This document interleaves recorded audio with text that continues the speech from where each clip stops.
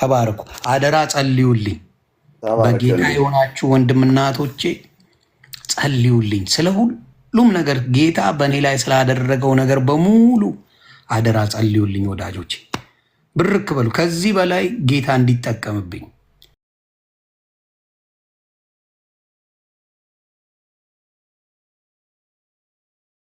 ታዊ ትምህርት ነው ይሄ። ፕሮስፔሪቲ ወንጌል በደንብ ይሄ ነው እንግዲህ። ካልበለጸግ አትድንም ነው እንግዲህ። እሺ ለትዳር ድሃ መጽደቅ አይችልም። ልንገርህ እውነቱን አይችልም ነው የምልህ። የመነኩሴ ሀብታም የባለትዳር ድሃ ይጸድቃሉ ብላችሁ እንዳትገምቱ። ምን ነው ወረድኩባችሁ? በጣም ነው ወረዱት። ብያለሁ። አሁንም የማይቀር ነገር ነው ይሄ። እሺ ቴንክ ዩ። ሌላ ሰው ይቀጥላል። አመሰግናለሁ። ዮኒ እየተባረክ፣ ኤርሚ እየተባረክ፣ ቤካዬ ቢኒ እየተባረክ፣ ፓስፖርት ዳኒ ተባረክ፣ ቢኒ ለንደን ተባረክ፣ ሰላሚ ተባረክ። ይሁላችሁ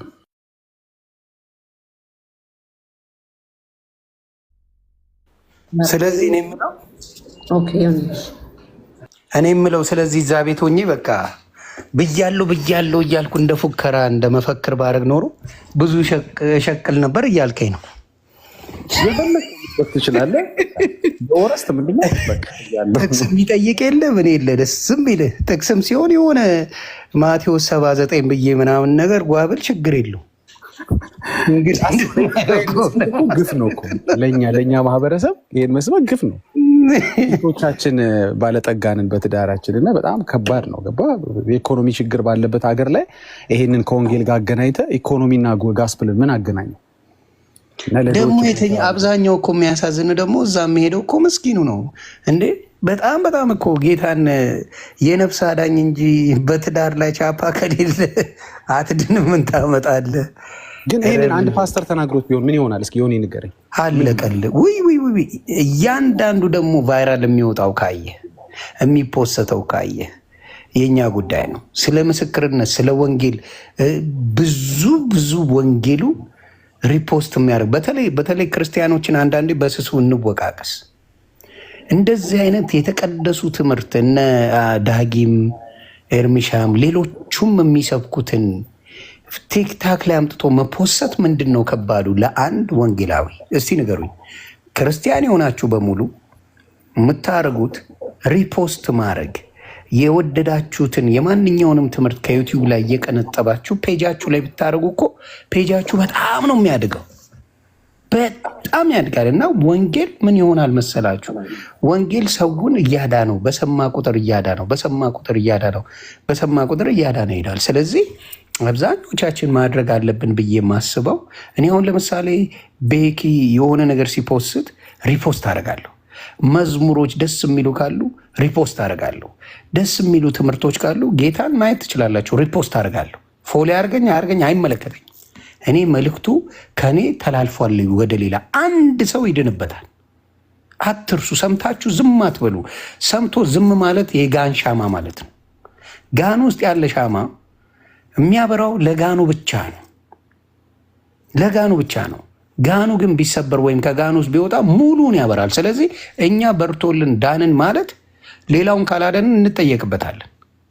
ስለዚህ በማንኛውም መልኩ መልካም ነገር ስታዩ ማርኳችሁ ተባርካችሁ እዛ ላይ ተባረክ ብሎ መጻፍ ብቻ ሳይሆን ምን ማድረግ አለባችሁ? ያንም ቪዲዮ በፔጃችሁ አድርጋችሁ መፖሰት፣ ስትፖስቱት ሪፖስት ማድረግ። የዛኔ ምን ይሆናል? ብዙ ሰው እየዳነ ብዙ ሰው እየተባረከ ይሄዳል። ቲክታክ ላይ እንደምታዩት አብዛኛው ድራማ ነው ያለው። እሱን ወደ ጌታ እንዲመጡ መጸለይ ብቻ ሳይሆን የሚሰሙት መልካም ነገር መኖር አለበት። ዮኒ ማኛን የቀየረው የሰማው የኦርቶዶክስ አባት ንግግር ነው። አንድ ቃል ከምንም በላይ በቂ ነው። ሚሊዮን ነገር አይበቃም። አንድ ቃል እንዴ! ደብዳቤ ይዞ ሲሄድ እኮ ጳውሎስ ሳውል አንድ ቃል ለምን ታሳደኛለህ? እኔ አምላክ ነኝ አለ። እኔ ኢየሱስ ነኝ የምታሳደኝ አከተም። ከዛ የት ልሄድ ነው ያለው? መራው። እኔም የት ነው ሄድኩት? ያንን ቃል ሰምቼ ክርስቶስን የሚያመልኩት ጋር ሄድኩት። ቃሉን ሰምቼ እንደ ጳውሎስ ቃሉን ሰማው፣ ከአባት ሰማው። ቃሉን ይዤ ኢየሱስ ያለበትን ቦታ ያው አሳየኝ። መጡ፣ የጌታ ልጆች መጡ። ወንጌሉን እንደ ማርና ወተት አጠጡኝ። አሁንም እያደረግኩ ነው። ስለዚህ ምንድን ነው የሚጠቅመው? ለአንድ ሰው ሊያድን ስለሚችል ክርስቲያን የሆናችሁ በሙሉ ማድረግ ያለባችሁ ምንድን ነው? የሆነ ወርቅ የሆነ ንግግር፣ እናንተ ውስጥ ልባችሁ ውስጥ ያረፈ ንግግር፣ እናንተ ልባችሁን የነካ መዝሙር ሲኖር ሁልጊዜ ምን ታደርጉታላችሁ? ሪፖስት፣ ከዛ ፔጃችሁም ላይ ፖስት ማድረግ፣ ከቻላችሁ መዘመር።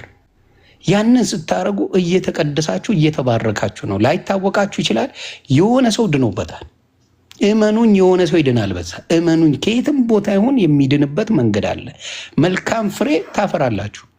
ስለዚህ ያንን ነገር ከማድረግ ወደኋላ እንዳትሉ። ለመላው ክርስቲያን ነው ይሄን ነገር ምላችሁ። ብር ክበሉልኝ፣ እናንተ ቀጠሉ።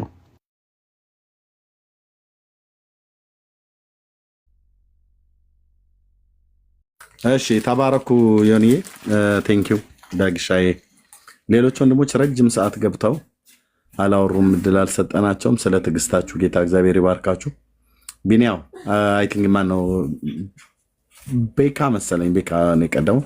ከዛ ፓስተር ዳኒ፣ ከዛ ቢኒ ሳውዝ አፍሪካ። ሰላምዬ ቢኒያ ሳውዝ አፍሪካ ነው። ቢኒ የለንደኑ መጨረሻ፣ ቢኒ ሳውዝ አፍሪካ። እንደዛ ነው። ቤካ ወንድምነት እንኳን ደህና መጣ። የምትችል ከሆነ ስራ ላይ ትሆናለህ ብዬ አስባለሁ። ለእግዚአብሔር ክብር ይሁን። እሺ ቤካ የለም መሰለኝ። ኦኬ ወርታይ ሊድና ከዛ በፓስተር ዳኒ ይመልሳል። ቢኒያ የለንደኑ ወይ ኤርሚዬ እንዴት ናችሁ? ደህና ነን ጌታ ይመስገን። አለሁ እግዚአብሔር ይመስገን። ዮኒዬ፣ ዳጊ፣ ቢኒ፣ ሌካ፣ ፓስተር ዳኒና እንዲሁም ሰላም እታችም ያላችሁ ቅዱሳን ጌታ ጸጋና ሰላም ከእናንተ ጋር ይሁን። ሰላም ነኝ። ቆንጆ ጊዜ ነው እያሳለፋችሁ ያላችሁት። ዘግይቼ ነው የገባሁት እና ጌታ ስሙ ይባረክ። እግዚአብሔር በአንድም በሌላ መንገድ እንደሚሰራ ከማታ ጀምሬ እየተማርኩ ነበር። ማታ ዮኒ ቤት ነበርኩኝ። ዮኒ አላየኝም መሰለኝ አላቅም፣ ግን እየተከታተልኩ ነበር ረጅም ሰዓትና በጣም ይገራርም ነገር ሲናገር ነበርና ዮኒ ከቻልክ አሁንም ብታሳይ ደስ የሚለን፣ ምናልባት ያላዩ ወንድሞች እዚህም ያሉት እንዲያዩት እንድንማርበት ማለት ነው። እዛ 6 ዓመት ላይ ሆነክ እንደ ትንቢትም አድርገህ የተናገርከውና ያ ቃል አሁን ተፈጽሞ ስታየው እንዴት ይባርክ እንደነበረ ማለት ነው።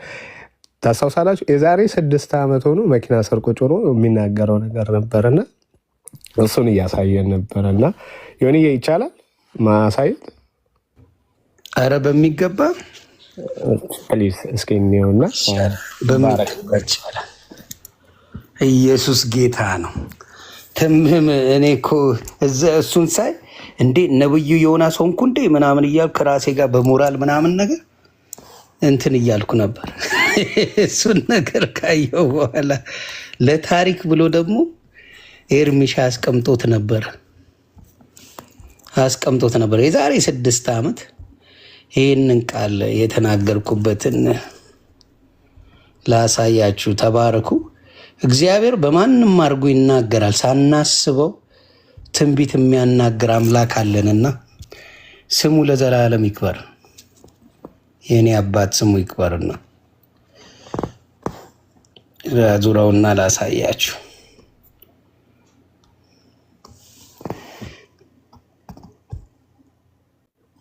ለምን ሞር መጽሐፍ ቅዱስን ታነቡ ምን ፖይንቶች ማምጣት ይችላል። በእርግጠኝነት እየነገርኳችሁ ነው። ሁሌ የምናገራለሁ። ጴንጤ ንውስቲ እንወያይ ስለ መጽሐፍ ቅዱስ ስትለው እንደ ቀነኒሳ ሮጦ ይመጣል አንተ ጋር ደስ ብሎት። አንድ ጴንጤ ተባላምተ ና ስለ መጽሐፍ ቅዱስ እንከራከርም ሆነ እንወያይ በለው ሮጦ ይመጣል። አንድ የተዋህዶ አባት አይመጣም። አይገርምም? ግን ቆይ ፖዝ አድርገው ዮኒዬ፣ አይገርምም? ግን ይሄ ንግግር እና አሁን እየተፈጠረ ያለውን ይሁት የትንቢት ያህል እኮ ነው የተናገረው። እኔ ፔጅ ላይ ነው ያስቀመጥኩት። ወደ 700,000 ነው 800,000 ሰው ነው ያየው ይሄን ቪዲዮ። እኔ ፔጅ ላይ ተቀመጠው ይሁት እኔ ቆርጫ ያኔ በወቅቱ ያስቀመጥኩት። ይሄው ያንተ ላይ ነው ይሄ። እውነት በማናቸውም ሰው ሲነገር ደስ ይላል፣ አድምጡት ብዬ ፖስት አደረኩትኝ። ምንድን ያለው ጴንጤ የተባለ ኑ ስለ መጽሐፍ ቅዱስ እናውራ ተብሎ ሲባል ሮጦ ነው የሚመጣው። የኦርቶዶክስ ግን አባቶች አይመጡም ብሎ የሚለውን የተናገረውና አሁን እየሆነ ያለውን እዩት። ታስበላን ነው ወይ ታስጨርሰን ነው ወይ ብለው የሚሉት እነ ሊቀ ሊቃውንት ቀለመወርቅ እየተናገረው ያሉትን እዩት። የትንቢት ያህል ነው የተናገረው የሆነ ያኔ ማለት ነው። እና በጣም ነው የሚገርመው። እንኳንም አመጣው ይሄን ቪዲዮ። እሺ ቀጥል። የሆነ የምታወራ ስለ መጽሐፍ ቅዱስ ሁለት ለምን ትፈራለህ? ዋይ አንድ ጴንጤ አልመጣም የሚል አታገኝም። ስህተቶች አሉ የለም አልልህም፣ ግን መጽሐፍ ቅዱስን ስለሚያነቡ እዩ።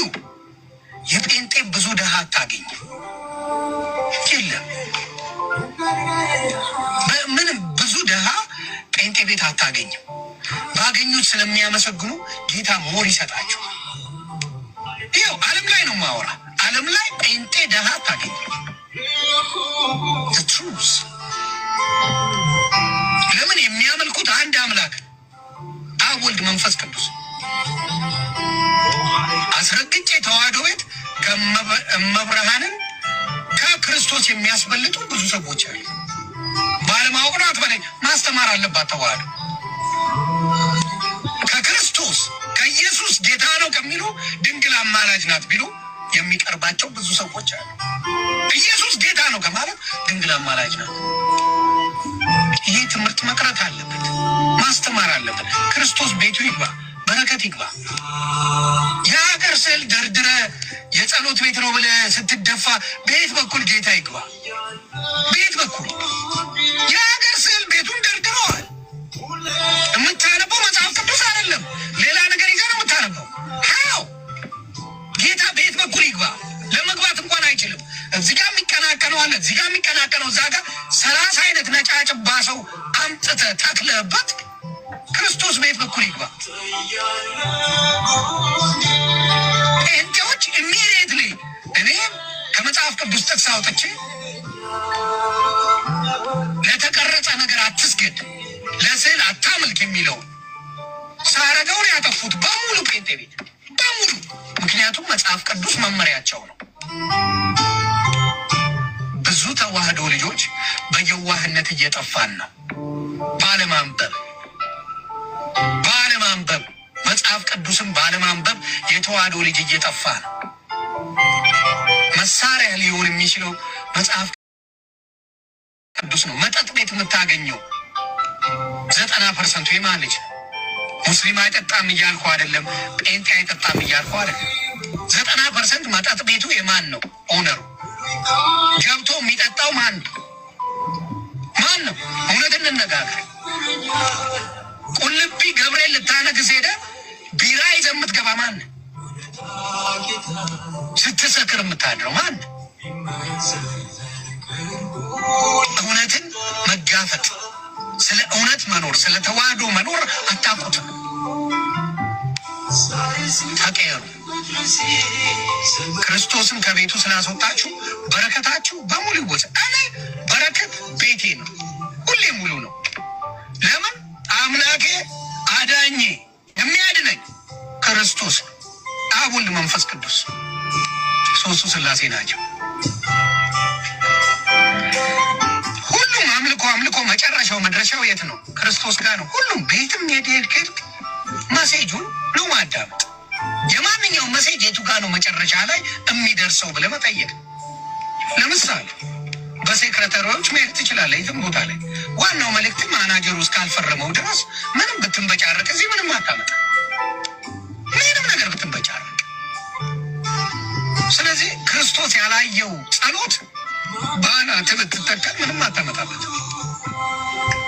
ለማንም ስትደፋ ብትውል ለእሱ ያልጸለይከው የትም አያደርስ። ምንም ለክርስቶስ ያልጸለይከው ጸሎት ድረስልኝ ማለት አትችልም። ልጆቼ ቴንኪው ጂሰስ እንዲሉ ነው እራት ስንበላ ሁልጊዜ አማንዬ ይጸልያል ስለ ክርስቶስ። እመቤቴ ምስክሬ። አማንዬ የ4 ዓመት ልጅ ስለ ክርስቶስ እንዴት እንደሚጸለይ አስተምሬዋለሁ። ማየማ ታውቀዋለች።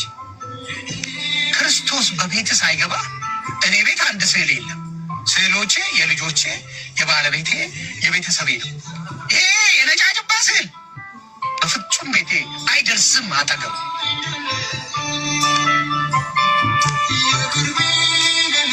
ልጠይቃችሁ፣ የነጭ ስዕል ያመለክ ሰው በሙሉ ሰማይ ቤት ክርስቶስ ጥቁር ሆኖ ቢጠብቅ ምን ልትል ነው? አሁን ጅስታ ያስቅ ምድር ላይ መድኃኒዓለም ይሄ ነው ብለህ ስታመልከው የኖርክ ቅድስት ድንግል ማርያም ነጭ ናት ብለህ ያቺን ስዕል አምጥተህ ስታመልክ የቆየኸው ቅድስት ድንግል ማርያምም ክርስቶስም ጥቁር ሆኖ ቢጠብቅ አይደለም ልትል ነው? ነጭ ይምጣልኝ ልትል ነው? ይሄ ነው ረቂቅ አምላክ። ይህንን ነው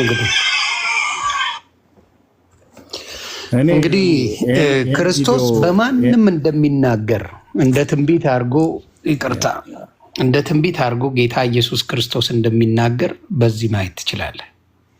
እኔ ጌታዬን አመልከዋለሁ ከድሮም እማልደራደርበት ማለት ነው።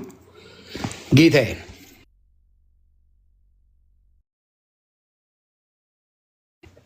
እማልፈራበት፣ እውነቴን ነው እማልፈራው፣ አደባባይ ላይ የምመሰክረው ክርስቶስን አልደራደርበትም። ይህን ያውቃሉ። ግን እቺ እመቤቴ የምትባለው ቃልን ይወዷታል ከምንም በላይ። ለዛ ነው ከኔ ጋር እኩል የዛሬ 6 ዓመት ስዕልን ነጫጭባ ነበር ምለው፣ ግን ምንም አይሉኝም። ለምን? ከኦርቶዶክስ ስላልወጣ ምንም አይሉኝም። የወጣ ጊዜ ነው ረገጣው የሚበዛው። ታስታውሳላችሁ? እንዳልክ የወጣ ሰሞን ረገጣው በጣም ኃይለኛ ነበር። አሁን ግን ረገጣው ተላልፏል ወደ ዴይ። ካያችሁ የምንረገጠው በኃይለኛው እኔና ኤርሚሻ ወንድሜ ነው። ኤርሚሻ ጠግቦታል፣ እያጋሳ ነው ጠግቦ ጽድቦ። እኔ አዲስ ስለሆንኩኝ ትንሽ ጓገጭ እላለሁ። ኤርሚሻ ግን ጠግቦ እያጋሳ ነው። ተመችቶታል፣ ስድቡ ወንጌል ሆኖለታል። እና ክብሩን ጌታ ይውሰድ። አሁንም የማትደራደሩበት የማታመጫበጩበት መሆን ያለበት ጌታ ነው። የድሮም ማንነቴ ይሄ ነው። በብዛት ከኦርቶዶክስ ጋር የሚያስማማ ነገር የለኝም። እዛ ሆኜ ራሱ አያስማማኝም። እንግዲህ ስዕል ካልተቀበልኩኝ አይቀበሉኝም። የነጫጭባ ስዕል ገድላት የሚባል አልቀበልም። በፊትም ግን እንዳልኳችሁ ዝናዬ ስሜ ይፈልጋል። ዝናዬና ስሜ ይፈልጋል። እነ ኤርሚሻን አንዳንዴ ላስ ገሸልጣለሁ። እነ ዮናታን ወንጌላዊ ዮናታንን ገሸልጥበታለሁ። እነ ዳጊሻን ገሸልጥበታለሁ። ለሱ አስፈልጋለሁ። ለሱ ነው የምፈልገው። ቤተክርስቲያን ገንዘብ ለማዋጣት አስፈልጋለሁ። ጥቅም አለኝ። ለዛ ነው ቁጭ ያደረጉኝ እዛ።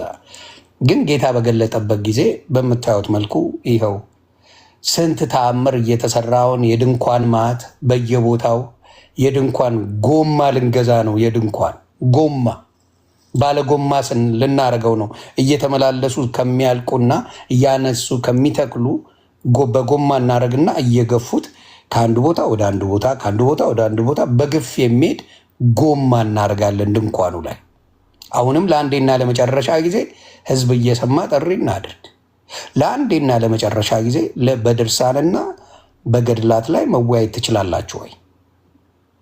ጥሪ ደግሞ ይደረግ። ይኸው ኤርሚሻ ባለበት ለአንዴና ለመጨረሻ ጊዜ በግልጽ ድላና ድርሳናት ላይ ማስተማሪያ ነው ብላችኋል። እተማሩበት። ግን እኛ የምንማርበት እኔ መማር ፈልጋለሁ። ቅር አይላችሁም አይደለ? የምታስተምሩትን ያ ወርቃማ ገድላትና ያ ወርቃማ ድርሳናት ድንቅ ተአምር የሰሩ የእናንተ ቅዱሳናትን ትምህርቶች እኛ የምንማሩ ኤርሚሻ ጋር ተቋጥሮ ተቀምጦብናል። እንማርበት። እናንተ የምትወዱት ከመሆን እናንተ የምታከብሩት እናንተ ቅዱሳን የምትሏቸው የምትንበረከኩላቸው ስለውን ይዛችሁ ሽቶ የምትነፉላቸው ሻማ የምታበሩላቸው በግንባራችሁ ተደፍታችሁ ስለ አድኖ ብላችሁ ለምትሰግዱላቸው እስቲ እንማማር። ምንድን ነው ጉዳቱ? ያው 6ኛ ለቅሶ እንቀመጣለን። ችግር የለውም አይደል? ለ6ኛ ጊዜ ለቅሶ እንቀመጥ። በነገራችን ላይ ይሄንን ጥሪ ሳረግ ኤርሚያስ ለብቻው ስማኝ፣ እምቢ ብትልም አልቀበልም። ወንጌላዊ ኤርሚ ለብቻው፣ ወንጌላዊ ኤርሚ ለብቻው፣ እናንተ ለምትፈልጉበት ፔጅ ላይ 7 ሆናችሁ መምጣት ትችላላችሁ። ካንዱዳይ ምክንያቱም ቤቱ የሚችለው 9 ሰው ስለሆነ 1 ሰዓት የሚይዝ ኤርሚ 2 ይሆን የለ ከዛ 7 ሲጨመር 9 ይሆን የለ በ7 ስላሴ ብላችሁ አይደለም የምታምኑት? በ7 ስላሴ ስለሆነ 7 እናንተ ትሆኑና ኤርሚ ለብቻው ሰዓት የሚይዝ ደግሞ 1 ወንድም እናንተ የመረጣችሁት ቤጅ። እኔማ የኤርሚ ኤዲተር ነኝ። ስለዚህ እኔ አይሆንም ቴዲም አይሆንም ተብለዋል። እናንተ የመረጣችሁት ቤት ሰዓት ብቻ ነው የሚፈልገው ኤርሚ። 7 ለ1 አንድ ላይ ድንኳን ይዘን ቃሪዛ ይዘን እንመጣለን። እናንተም ደግሞ ድንኳን ይዛችሁ ቃሪዛ ይዛችሁ እኛም ልናለቅስበት ልናፍርበት በኤርሚ ትምህርት፣ እናንተም ደግሞ ኤርሚን ልታሳፍሩ ልታስተምሩበት የምትሉትን እስቲ 1 ለ7 ግጠሙት። እሺ ለ1 አትችሉት፣ የማይታሰብ ነው። 1 ለ1 በድርሳንና ገድላት የማይታሰብ ነው። አሉ የተባሉ የእናንተ አስተማሪዎችን ከኤርሚሻ ጋር ለ7 ግጠሙት። ይሄ ይቻላል። ለ1 አልተቻለም። 5ቱንም ማንጠባጥቧል ኤርሚ። ስለዚህ አይቻልም። እሱም የተመታ ነገር ነው። ተው 1 ለ7 እሺ። ከዚህ በላይ ጥሪ እንዴት እናርግ? 1 ለ7 ኑና ኤርሚሻን ከመንግስት አደረጃጀቱ ከፍ ያለ ነው። ከ1 ለ5 ራሱ ከፍ ያለ አልፈናል። 1 ለ5 አልሆንም። 1 ለ5 5 ለ0 ገባ። አይሆንም፣ አያዋጣ። 5ቱም ተዘርሮ የለ አንዱ በቃሬዛ ወጣ፣ ሌሎቹ ፎክረው የጠፉ ናቸው። ስለዚህ 1 ለ5 ስላልተቻለ 1 ለ7 ሄደናል፣ አሻሽለነዋል እያልን ደግሞ ፔጅ ቢኖርና በሰፊው ቢሆን 1 ለ30 እንችላለን። ፔጅ ካላችሁ በ30 በዙም ከሆነ ደግሞ በዙም ከሆነ 1 ለ30 ከኤርሚ ጋር ኑና በድርሳን በገድላት ትምህርታችሁ። ቲክታክ ከሆነ 1 ለ7 በዙም ከሆነ 1 ለ30 ተብሏል። እንግዲህ የማያሳፍር ወንጌል፣ የማያሳፍር ድርሳን፣ የማያሳፍር ገድላት ከሆነ ለምን ይፈራል? እንዳይነካ የሚፈለገው ሳብጀክት እሱ ነው አይደለም? ህዝቡን ከ1 እስከ 30 ብላችሁ የምታስተምሩት እሱን ነው አይደለም? የምትዘክሩት ቀናቸውን የምታስቡላቸው እነሱን ነው አይደለም? ነው አይደለ? ስለዚህ 1 ለ7 ግጠሙልኝ። በዚህ ፈቃደኛ ነህ ኤርሚ?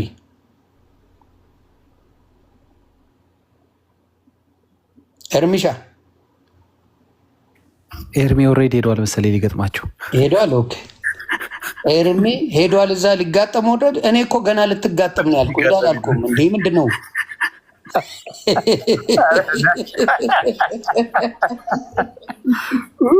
ኧረ ሂድ አላልኩም? ገና ልትጋጠም ቀጠሮ እያዝኩ ነው። ምን አይነት ሰው ነው ቀነኒሳ? ይሄኔ ጫማ እያጠለቀ ነው ሊሮጥ።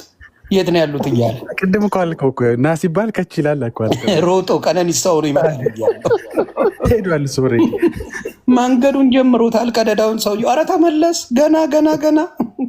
ገና ብዙ ነገር አለ። እስኪመጣ ይሁንዬ፣ በዛውም አንድ ነገር ሂድበት ታነሳው ነበረ እና እኛ የእነሱን ጥሪ ስንቀበል በክብር ማለት ነው። እነሱ ለምንድን ነው የእኛን ጥሪ የማይቀበሉት? የእኛ ጥሪ እንደሚሉት እነሱ ፖለቲካ አለበት። የእነሱ ጥሪ የመላእክት ጥሪ ነው። የእኛ ጥሪ የፖለቲካ ነው። የእነሱ የመላእክት ጥሪ ነው። የእነሱ የመላእክት ነው። ግን መላእክትም ሆኖ እኮ ይሸሻሉ። የሚገርምህ የእነሱ እኮ የሚገርምህ ጠርተውም እንዲህ ብዬ ደበድበዋለሁ አስጥቼ እወጣለሁ ብሎ አይ አባቶች ተረባርበው ተው ብለውኛል ትቼዋለሁ ብሎ አልቅሶ ደግሞ ይመጣል። ተባረክ ይባላል። አዎ አስፈራርታል አይደል? አዎ አስፈራርታል። በቃ ልትደበድበው ልታሳፍር አንተ እኮ ትችላለህ። ግን እኛን ስለምታከብር የቤተ ክርስቲያን ልጅ ስለሆንክ ስላቆምከው ደስ ብሎናል ትባላለህ። ደግሞ አንተ ልጅ ብርክ በል እንደው በቃ አልከው ምናምን። አዎ እንደዚህ ብለህ ነበር። አዎ በቃ እኛን ወደኛን አክብረ ስለተውከው ደግሞ በጣም ጌታ ይወዳል። አየህ ለቤተ ክርስቲያን ታዛዥ መሆን ለምን መሆን በጣም ጥሩ ነው። ሲፎክር እኮ አብረው ሪፖስት ሲያደርጉ ነበር። ሲፎክር ሲያቅራራ አብረው ይፖስቱና ልክ ደግሞ መልሶ አይ ቀርቷል ሲባል አዎ ቀርቷል፣ ፖለቲካ ነው የነሱ የሚሰሩት ወንጌል አይደለም ይላሉ። አዲስ ሙድናት እንግዲህ እኔ ደስ የሚለኝ ከኢትዮጵያ ካየሁት ከፖለቲካ ከተመቸኝ የታረድኩት ሰኔ 17 ነው። መጥቶ አንገቴን በቆንጨር አለኝና ብዬ ሞትኩኝ። ስሞት ሄደ። ቀና ብዬ ሳየው እንደገና መጣና አንገቴን ደገመኝ። ከዛ ሞትኩኝ ለሁለተኛ ጊዜ ሞትኩኝና እንደገና ትቶኝ ሄደ። እንደገና ቀና ብዬ ሳየው እንደገና መጥተው አንገቴን ብሎ ለሶስተኛ ጊዜ ገሎኝ ሄደዋል። ታሪኩ እንደዚህ ነው ብሎ የተናገረው ይሄ ሰውዬ ደግሞ እዚህ ጋር ያለው ወንጌላዊ 5 ጊዜ እያለ ቀና እያደረገ ፈጥፍቶ አሁን ደግሞ እሱ ጥያቄ አቀድረመ። ወደ 7ኛ እየሄድን ነው። 7 ለ1 ግጠሙልን እያልን ነው። 1 ለ1 አልተቻለም። 1 ለ7 በድርሳንና በገድላት ለአንዴና ለመጨረሻ ጊዜ ይሄ ነው ጥሪያችን። ሌላ እያየን እንጠራለን። 1 ጥሪ እናርግ ይፈቀድልን። እናንተ 5 ጥሪ አድርጋችኋል። አንዱ በቃሬዛ ሌላው በፎርፌ ተበልቷል። 1 ጥያቄ እናርግ፣ የእኛን አድርሱልን። በቃል አቀባይ ዮኒ ማኛ፣ በኤዲተሩ ፕሮዲውሰሩ ተናገር እውነቱን ወይም ኤርሚያስ እንደሚጠናቀቀው 1 ለ7 በድርሳን እና በገድላት ውይይት እንዲደረግ ጥሪ ቀርቧል። 1 ለ7 1 ለ1 አይደለም፣ 1 ለ7 እንድትቀርቡልን ታላቅ ጥሪ ተደርጓል። 1 ለ7 ይሄን የምታደርጉ ከሆነ እግዚአብሔር አምላክ ይባርክልን። ይህን ጥሪ 1 ኦርቶዶክስ ፖስት አያደርገው። አንዴ ልድገመው።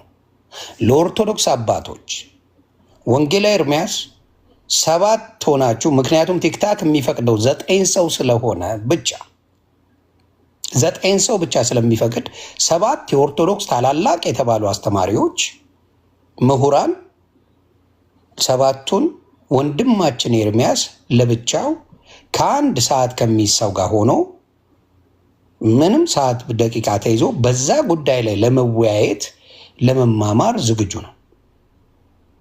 1 ነው ቅርብ ጥያቄ ያቀረበው። ይሄን የኦርቶዶክስ ወንድምናቶች ፖስት አድርጋችሁ አሳዩ።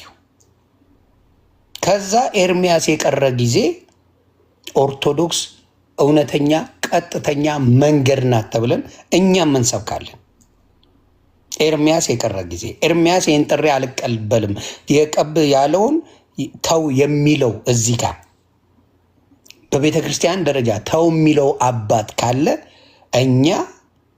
እኛ ከዚህ በኋላ ኦርቶዶክስ ነን። ያስማማናል። መቼም 30 ሚሊዮን 40 ሚሊዮን ጴንጤን ኦርቶዶክስ ማድረግ ቀላል አይደለም።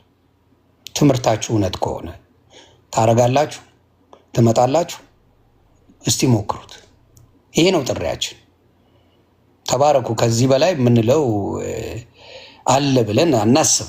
ከዚህ በላይ እንግዲህ ለ7 ይሄን ስድብ የለበት፣ ፖለቲካ የለበት፣ ምን የለበት። እናንተ የመረጣችሁት ቤት ኤርሚሻ ገብቶ ይናገር። በምንድን ነው ግን ውይይቱ? ዮንሻይ አሁን አይመጣት ያንተ ጮማ የሆነ ነው፣ ያንተ ጥብስ ነው።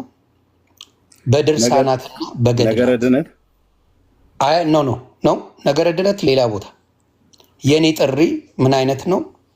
ለአንዴና ለመጨረሻ ጊዜ በድርሳናትና በገድላት ላይ ኦርቶዶክስ የምትሰብከው ትምህርት የስህተት መንገድ እንደሆነ ኤርሚሻ ይዞ ይመጣል። እነሱ ደግሞ አይ የኛ ትምህርት መጽሐፍ ቅዱስ ጋር የተገናኘ ነው፣ ትክክለኛ ትምህርት ነው፣ እኛ ከመጽሐፍ ቅዱስ ጋር በዚህ ጋር አጣቅሰን ነው ብለው የፈለገውን ጠቅሰው ይዘው ይምጡ። ለ7 ነው የምንገጥመው። አሁንማ ለ1 አልተቻልክም። ነገ ይሁና ታዲያ ሰዓቱ። አላልኳችሁም? ሮጦ መጣ አላልኩም? ጌታ ምስክሬ ነገ ይሁን እኮ አልኩ። ተው አትቸኩል ብራዘር። ቀነኒሳማ አትሆንብንም። ቀስ በል። እኛ ተባብለው እንዲመምጡልኝ ነው። ቀስ ብለው ተስማምተው ከጳጳሱ ጀምሮ ተወያይተውበት መቅረት እንዳይቻል ተደርጎ ድርሳንና ገድላትን ተነጋግረውበት ይሄ መጽሐፍ እንቀበላለን ይሄን እንቀበልም ብለው እነሱ የሚሏቸው መጽሐፍ ይዘው መጥተው እንደሱ አድርገን ነው ኑ ይቻላል። ለሰባት ነው የምትገጥሙት። ለአንድ አይደለም ያልኩት። ነገ ይሁን ብለህ ብትለኝ እኔ ጋር አሁን ሌሊት ነው ተኝቼ ሲነቃ ይሁን ብለህ ብትለኝ አለው። አይ ስለማውቀው ነው። ይሄማ ኦፓል እኮ ጨርሰዋለች። ለአንበሳ ስጋ ማሳየት ነው ተብሏል። ለኤርሚ ስለ ገድላትና ድርሳናት አውራ ተናገር ማለት ስግጥ ብሎ ኮፍያውን አድርጎ ይመጣል አላ እሷማ ገደለች። ስግጥ ብሎ ኮፍያውን አድርጎ ቀጭ ይልላል አለ። ይሄን ለማብራራት ምንም የሚያፍርበት ነገር የለምና ኑ እያልን ነው። ጥሪ ተደርጓል። በተራችን ነው። ከ5 ጊዜ ጥሪ በኋላ እኛ አንድ ጥሪ የሚደፍር እናንተ ቤት የሚደፍር 7 የተፈለገው 7 ሰው ተፈለገ። እስቴን ፖስት አድርጉና ጥሪውን ተቀበሉልን። አትቀበሉ። ለምን? ትምህርታችሁ የተሳሳተ ነዋ። ያልተሳሳተ ትምህርት ያለው ይመጣል። ያልተሳሳተ ትምህርት ያለው አያስቀርም። አባቶች ነገሩ። ያው ጌታ ምስክሬ ነው። ማርያምን ጭንቅላትን ነው ማፈርስ የሚባል ትምህርት የለም። ጴንጤ ጋር ኖሮም አያውቅም። ጭንቅላት ይፈርሳል፣ ጭንቅላት እንዲሆናል የሚባል የለንም። እኛ ትማራለህ፣ ትማርበታለህ። እማናውቀውን ለማወቅ ነው። እኛ አሳውቀውን። እኔ አሁን ለምሳሌ ድርሳናት ምናምን ብዙ እውቀት የለኝም፣ ማወቅም አልፈለግም። ለምን? የማይጠቅመኝ ነዋ። እኔ መስቀሉ ላይ ያለውን ቃሉን እንጂ የምቀበለው ምን አገባኝ? አንድ ሰው ውሃ ውስጥ ገብቶ ሲንቦራጨቅ ቢውል እኔ አያድነኝ። ችግሩ እኮ እሱ ነው። የሚያድን አስመስለው እኮ ነው የሚቀርጹልህና እስቲ እቺን ነገር ተፋንን ያሉት ቅድም አተረፍን ነው ተረፍክ ነው ያሉት። ምንድን ነው ያሉት? ዳጊ እኔ ቅድም ያሳየሁት ያንተም ነበረ። ዳጊ ልታስበላ ና ተያይዘ እንዳናልቅ እንዳታስበላ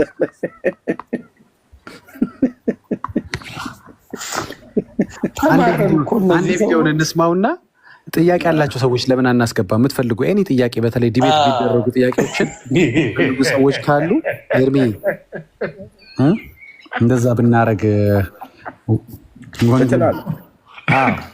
እኔ ደስ ይለኛል። የሚታወቁ ሰዎች ነው የምናስገባው። በነገራችን ላይ የእነሱ ሆነው ትንሽ እውቀት አላቸው የሚባሉ እንጂ መንገደኛውን ምናምን ነገር አናስገባም። የሚታወቁ ካሉ እኔም ከስር ስለማያቸው አስገባለሁ። እና ሞዴሬተር ስጠኝ እንዴ። የለም ቢሆን ጥያቄ ያላችሁ ሰዎች አለኝ። እስቲ ቼክ ላላችሁ ዲቤት ላይ ተነሱት። ኦ ማይ ጋድ ያው ከነገስት አክሰሱ ጭምር አውቃለሁ። እና እስቲ ቤተሰብ እስቲ አንድ ያሰማችሁና ዳጊሻ፣ እኔ የአንተ መዝሙሮች ሊደፋኝ ነው በምስጋና ብርክ ብርክ በልልኝ። የዳጊን መዝሙር ያላሰማሁበት ቀንን አላስታውስም። ከዛ ቀን በፊት ከእንትኑ ቀን ውጪ ከማን ቀን ውጪ መሰለ ዳጊሻ? ከዲቤቱ ሊደረግ አልነበረ ከዲያቆን ስዩም ጋር የዛ ቀን ያዳላል እንዳልባል መዝሙር ሳልከፍትና ሲያንገበግበኝ የዋልኩበት ቀን እንደሱ ቀን የለም። ከዛ ቀን ውጪ እኔ ስገባ ኤቭሪ ሲንግል ዴይ በመዝሙር ነው መጀመሪያው። ጌታ ብርክ ጌታ ጌታ ጌታ ይመስገን፣ ጌታ ይባረክ። ቀጥልልኝ። እሺ አሁን ማሳያችሁ ቪዲዮ አይደለም ዋናው። ከቪዲዮ በኋላ ጥያቄ ያላችሁ ሰዎች ግቡ።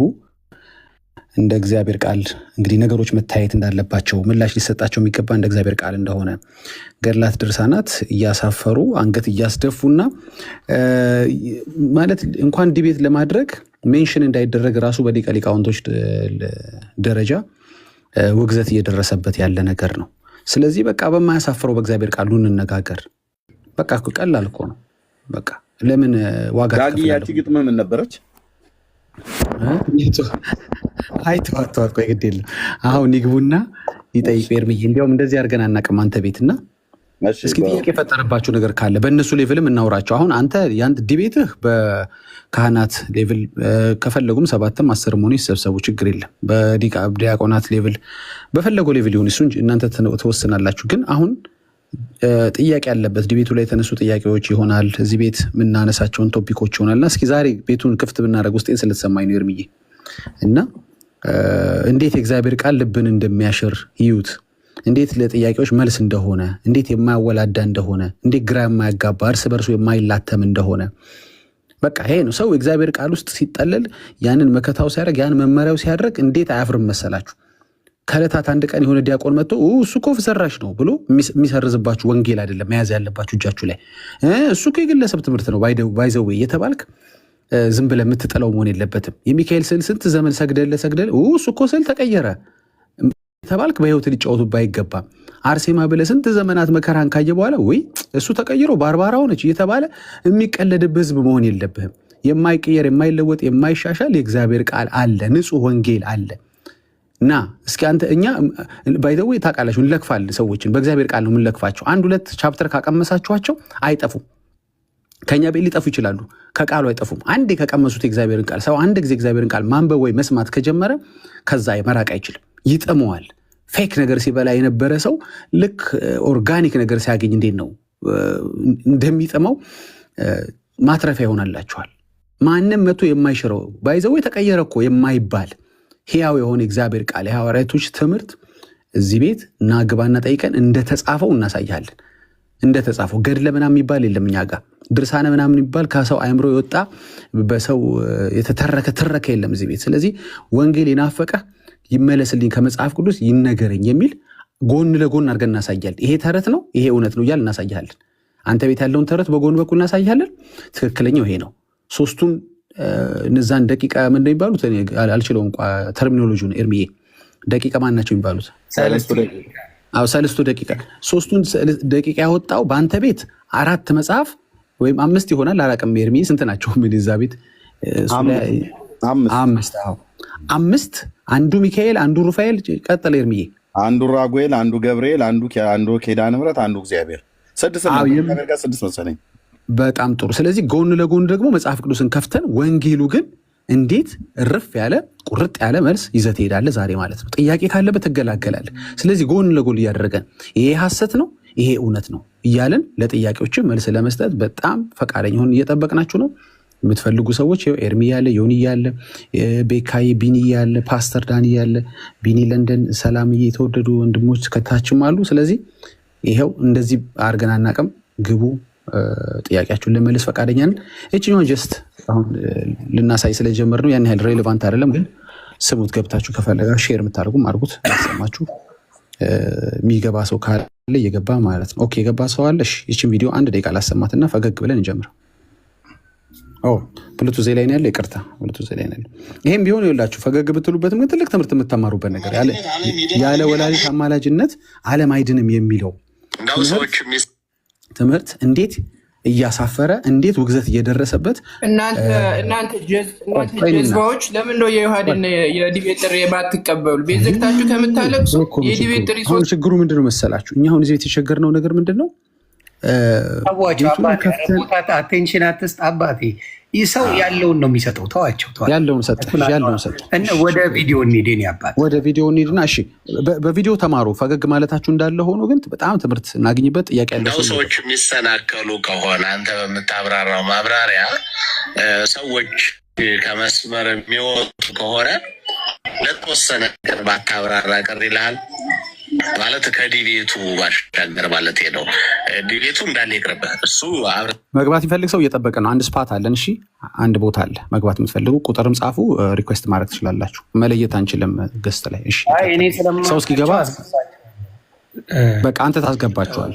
እሺ እንግዲያው የገባ ሰው አለ። በቃ አስተናግዳችሁ በቃ ሊሳደቡ እኔ ላስገባ ሰው ሌሎቻቸው ፕሊዝ አንተ አስገባ። እሺ ልክ ሰው ሲገባ ነው ያቆማል። ኦኬ በቃ ዮኒ አስገባ። እኔ አስገባለሁ፣ አውቃቸዋለሁ፣ አስገባለሁ። ሌሎቻቸው አልቀው እንጂ ስህተት ነው እኮ እንዳው ሰዎች የሚሰናከሉ ከሆነ አንተ በምታብራራው ማብራሪያ ሰዎች ከመስመር የሚወጡ ከሆነ ለተወሰነ ቀን ባታብራራ ቀር ይልሃል ማለት ከዲቤቱ ባሻገር ማለት ነው። ዲቤቱ እንዳለ ይቅርብህ። እሱ አብረን ተያይዘን ነው የምናልቀው እንጂ ስህተት ነው እኮ ሙሉ ሂደት እንቅስቃሴ በሙሉ ስህተት ነው። ግን አንተም ደግሞ ያው እኛው ጋር አይደል የምትውል በዛው ልክ እንዳታስበላን ለማለት ነው። ሌላው ግን ያልካቸው ቅድም አሁን የሰማሁት ቪዲዮ ላይ የሰማኋቸው ወደ 8 ፋውሎች አሉ። እንግዲህ አንዲት ቪዲዮ ላይ 8 ስህተቶች ከባድ ናቸው። ድንግል ማርያም አማላጅነት ዓለም አልዳነም። ደግሜ ላለው ያለ ድንግል ማርያም አማላጅነት ዓለም አልዳነም። እቺ አስታውሳለሁ፣ ነፍሳቸውን ይማር በረከታቸው ይደርብንና የአንድ አባት ስብከት ናት። ያለ ወላዲተ አምላክ አማላጅነት ዓለም አይድንም። በቃ ተጨማሪ ስብከት የለቻቸው። እንወዳቸዋለን፣ መልካም ሰው ነበሩ። እንዲያውም በዝምድናም ሳንተጋዳንቀር ይመስለኛል የእሳቸው የግል ስብከት ናት። በቃ ሄደዋል፣ ይዘዋት ሄደዋል። ፍቅራቸውን ሲገልጡ ሆነዋል። አንተ ግን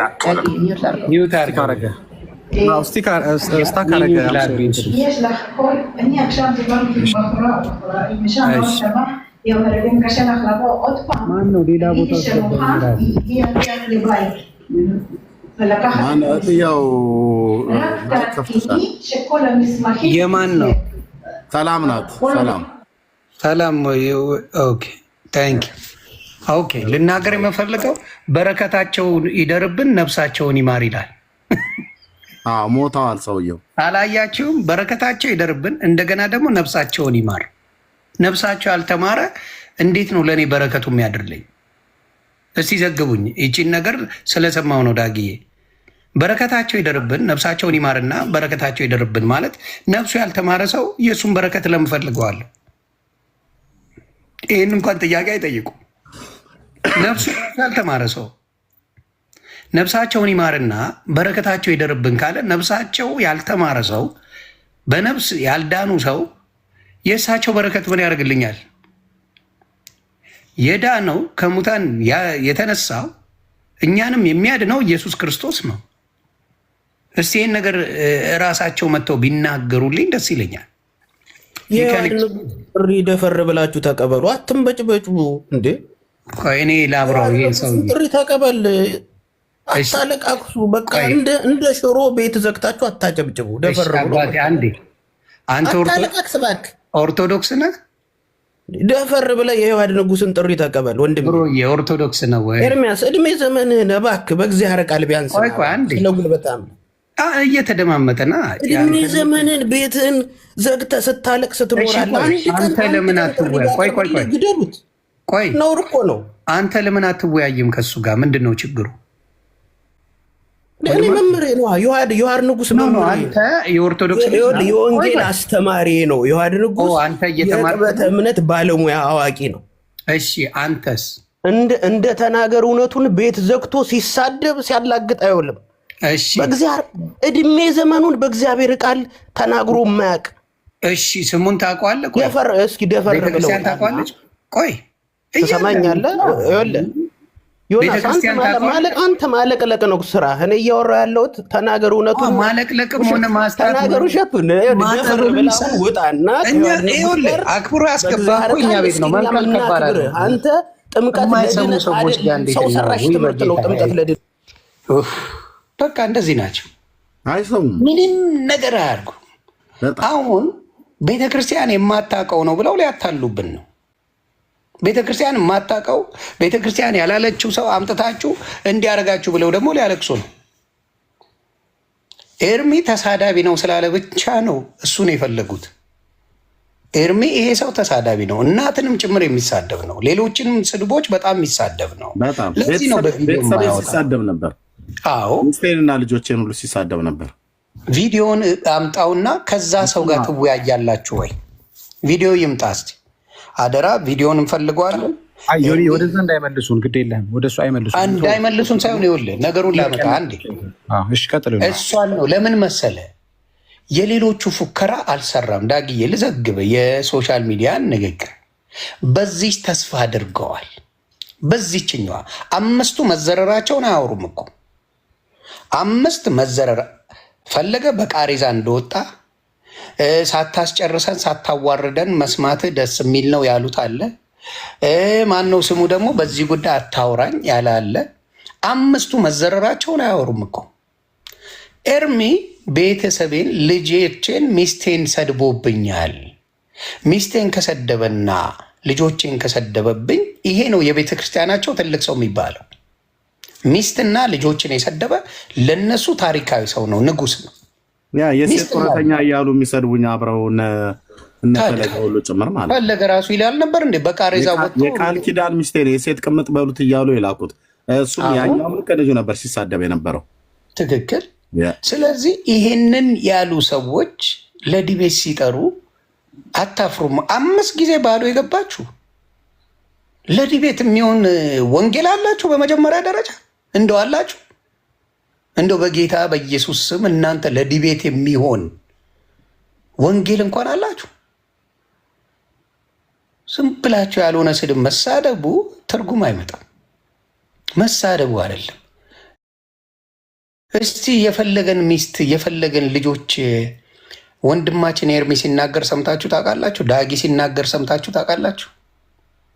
የልደትን ስድብ ሰምታችሁ ታውቃላችሁ?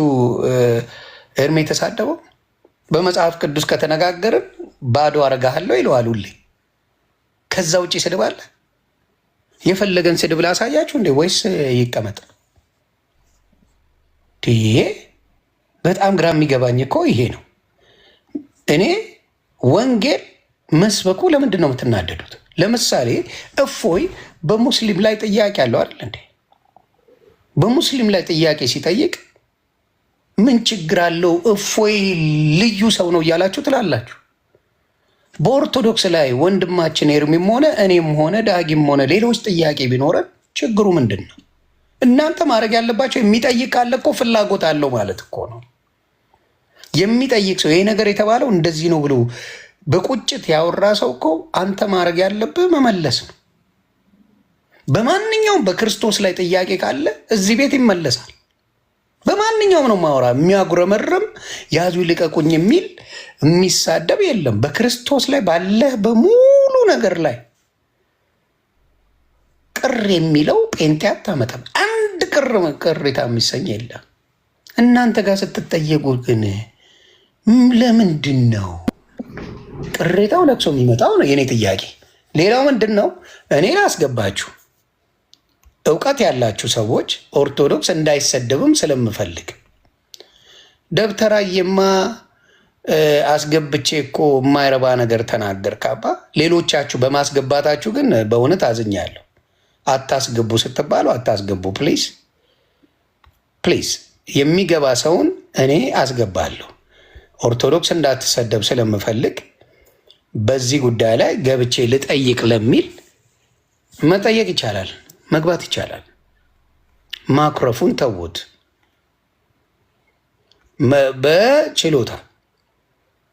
በችሎታ ላይ አላችሁ እማቃችሁ በችሎታ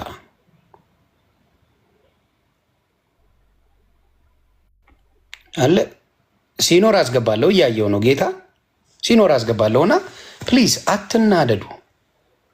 እኛ ወንጌላዊ ኤርሚም ሲያነበው፣ ዳጊሻም ሲያነበው፣ ቢኒሻም ቤካም ሲያነብ አስረዱን እየተባላችሁ እኮ ነው።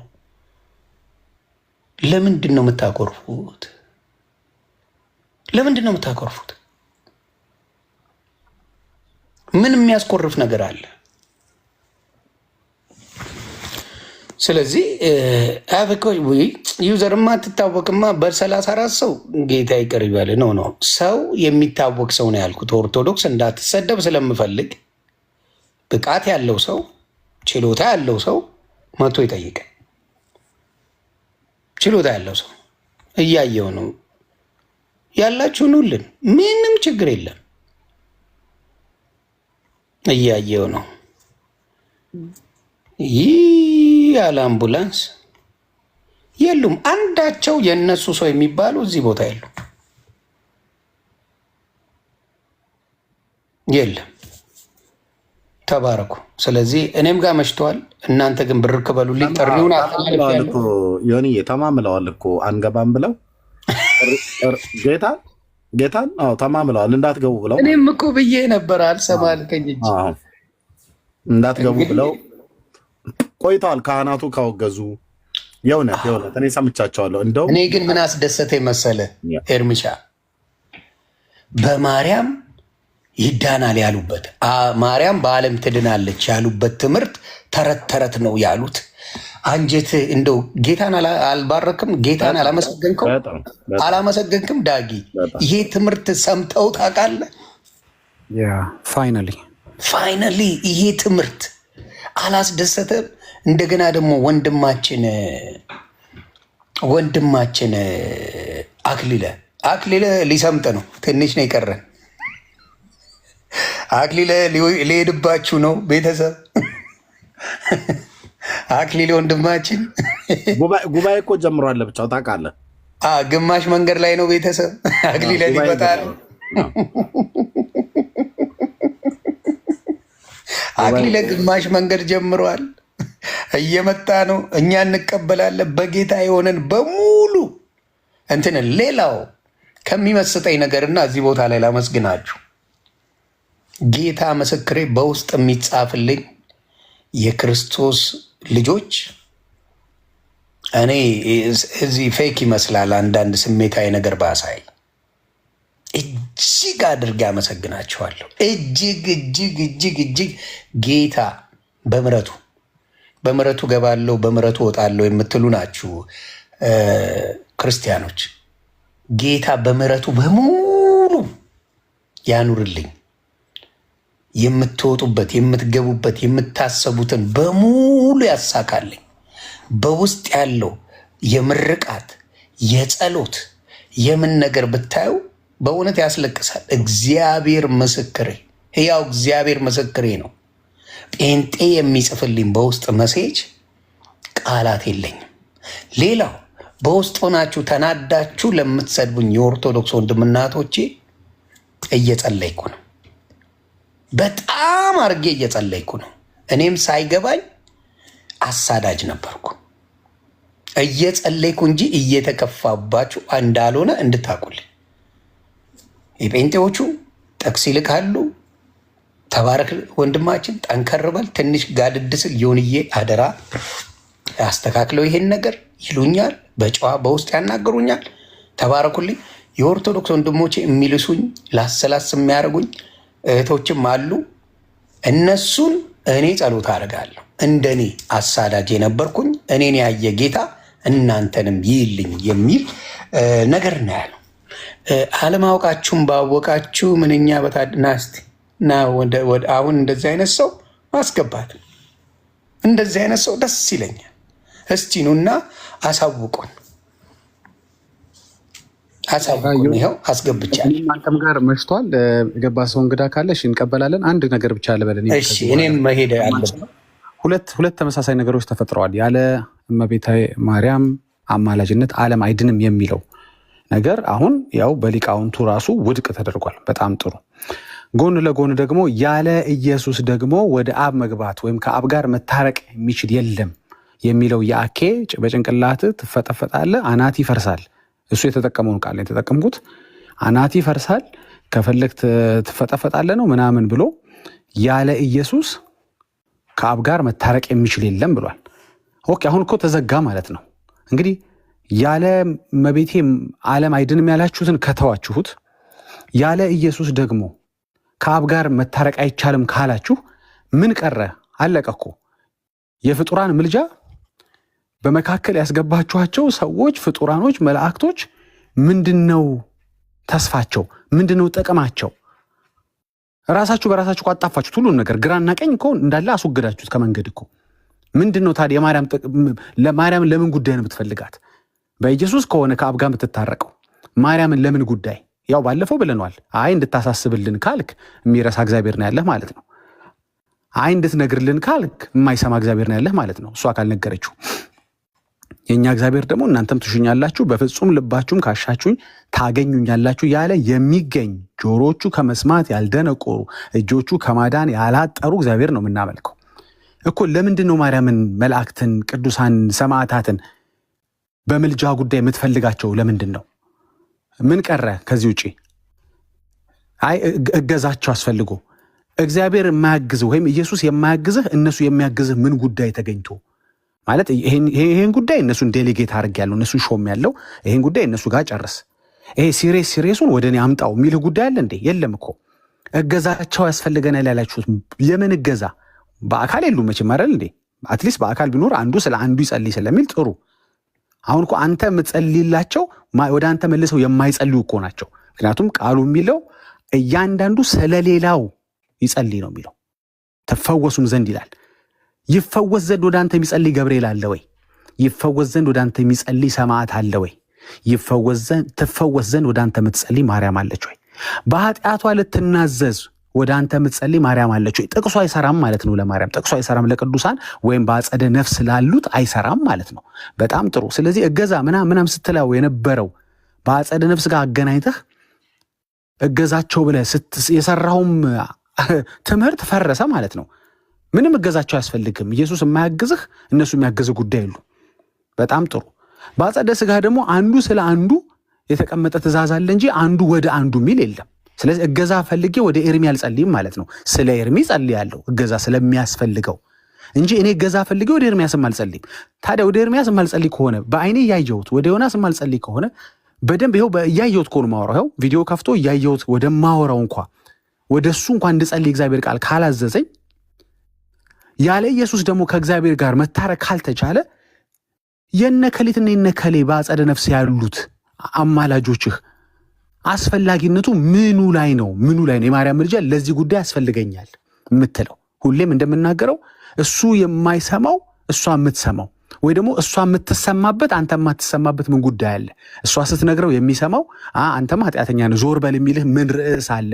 ምን ጉዳይ አለ? አንተ እኮ ኃጢአተኛ ነህ፣ እሷ እኮ ከኔ ጋር በጽድቅ ያለች እናቴ እኮ ናት ብሎ ለእሷ ስፔሻል የሆነ ጆሮ ስፔሻል የሆነ አፒል አለ ወይ? እንደ ወንድም የነቃበል እኮ ግራና ቀኝ እኮ አፈረሱብህ እኮ የራስ መምህራኖች ግራና ቀኝ አፈረሱብህ። ዓለም ይድናል ያልክበትንም አፈረሱብህ። ዓለም ይታረቃል ያልክበትንም አፈረሱብህ። ሁሉም ውስጥ ማን ተገኘ? በዚህም በዛም ጸንቶ የተገኘው ለዓለምም መዳን ይሁን ለአንተ መታረቅ ኢየሱስ ነው። በሁለቱም ርዕስ አሸንፎ የወጣው ወንጌል ነው። አሸንፎ የወጣው ተመልከት። ተረቶች ግራና ቀኝ ተፈጠፈጡ፣ ግራና ቀኝ ቦታውን ለቀቁ። ኤርሚ እንደሚል ዳር ያዙ። ስለዚህ አንተ ቤትም አሁን ምን እየሆነ መጥቷል? ካለ ኢየሱስ መስበክ አትችልም። ቤተክርስቲያኒቷ መቀጠል ካለባት ኢየሱስ ብቻ ነው መስበክ ያለባት ማለት ነው። ከዚህ በኋላ ሌላ መስበክ አትችሉም። ሌላ ከሰበካችሁ ወንጌል አይደለም የሰበካችሁ ያላችሁት። እንቀጥላለን። ገድላትና ድርሳናቱ ከፓትርያርካችን ከላይ ጀምሮ እስከ ታች ድረስ ጥራት እንደሌላቸው እየተነገረ አልሞት ባይ ተጋዳይ እንሆናለን ካላችሁ እውነት ነው። ገድል ይከታል። ልክ ነው። ተረት ያለበት ገድል ይከታል። ኢትስ አፕ ቱ ዩ። እኛ ግን ግድ ስለሚለን ገደል ስለሚገባው ህዝብ ግድ ስለሚለን አዎ እናንተው ቤት እንደተባለው መጀመሪያ ግን ከኛ ቤት እንደወጣው ንጹህ ወንጌል፣ ምክንያቱም የእናንተን ሰምተን አይደለም እያጨበጨብን ያለ ነው፣ የእኛን ነው እናንተ እያስተጋባችሁ የነበረው ወይም እያስተጋባችሁ ያላችሁት እንጂ ከእናንተ ሰምተን ይኸው ማህተም ተመታልን ብለን አይደለም አሁን እየጮህን ያለ ነው። ኤኮ ነው እያደረጋችሁ ያላችሁት። እንደ ገደል ማሚቶ ስንናገር የነበረው ንጹሑን ኢየሱስን መካከለኛ የሆነውን ሌላ ማንም አስታራቂ እንደሌለ የተናገርንለትን በአንደኛ ዮሐንስ ላይ ጠበቃ የሚለውን በሮሜና በዕብራውያን ላይ አማላጅ ተብሎ በማያወላዳ መልኩ የተጻፈለትን ኢየሱስ at the end of the day አዎ ያለሱ የለም በአናትህ ይፈርሳል እስከ ማለት ድረስ ደርሳችኋል። ለዓለም መዳን ማርያምን ተባልላችኋል። ስለዚህ ያቃል። እሺ ዮኒ ጎሃይድ ተባረክልኝ። ሄኖክ ወንድማችን መጥቷል። ጥያቄ አለኝ ብሎ ነው የገባው። የእሱን ጥያቄ እናስተናግደው። ሄኖክ ወደ ጥያቄ። ዮኒዬ እንዴት ናችሁ? ክብሩ ይስፋ። ሰላም ነው ሄኖክ? አለው እግዚአብሔር ይመስገን። ባለማወቅ ነው የገባሁት። ጥያቄ የሚሆነው ላይክ ከሁለት አንዳችን ተሳስተናል ብዬ ነው ማምነው። ላይክ አሁን እንትኑ ጸብ አልለውም፣ ግን ወይ ፕሮቴስታንት ወይ በክርስቶስ የሚያምኑ ኦርቶዶክሶች ከሁለት አንዳችን ስህተት አለ ብዬ ነው ማምነው። ያ ነው የኔ ጥያቄ። ላይክ በየትኛው በኩል እንሁን የሚለውን ማወቅ ስለፈለግኩ ነው። ሁሌ ጸቡ አሁን ሶሻል ሚዲያ ላይ ያ ነው፣ ኦርቶዶክስ እና ፕሮቴስታንት ነው። ሁሌ እንትኑ ማርያም ታማልዳለች አታማልድ ምናምን። ከየትኛው ነው? እኔ አሁን እንደ ዱርዬ ነው የምጠይቃችሁ።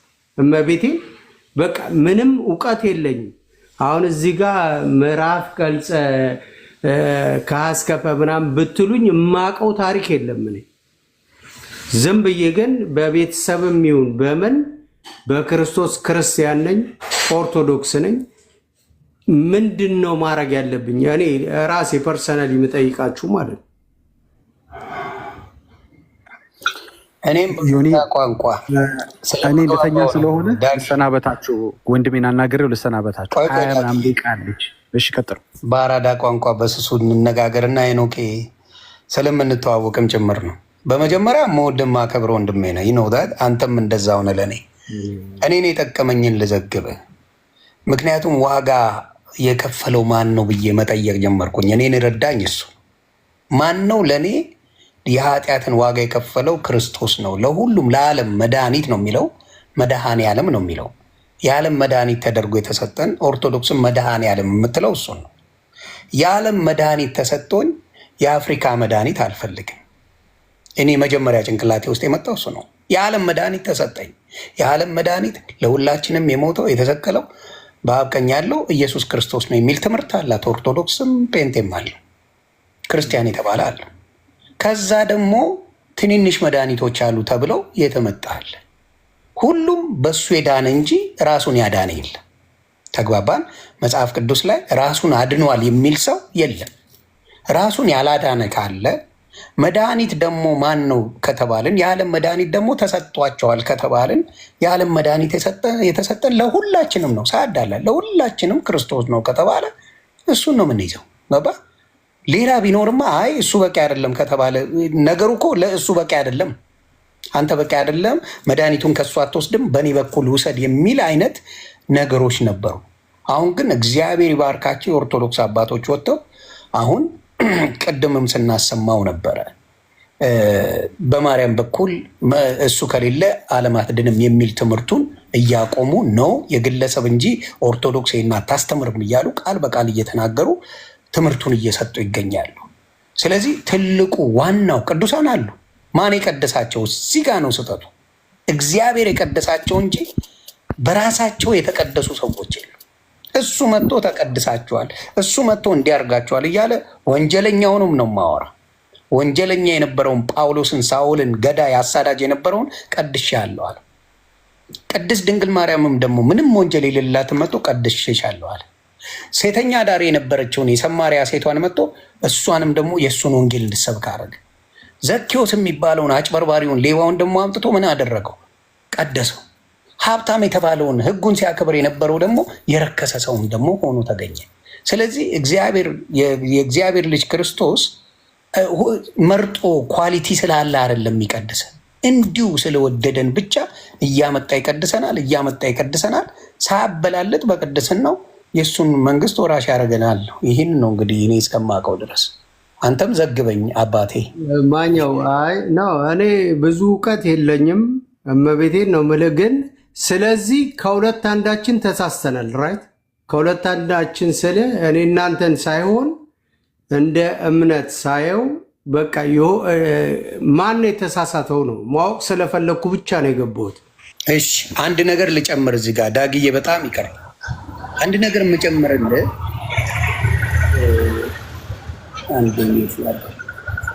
አንድ ነገር የምጨምረው ምንድን ነው የተባልነው? እውነትም መንገድም ህይወትም እኔ ነኝ።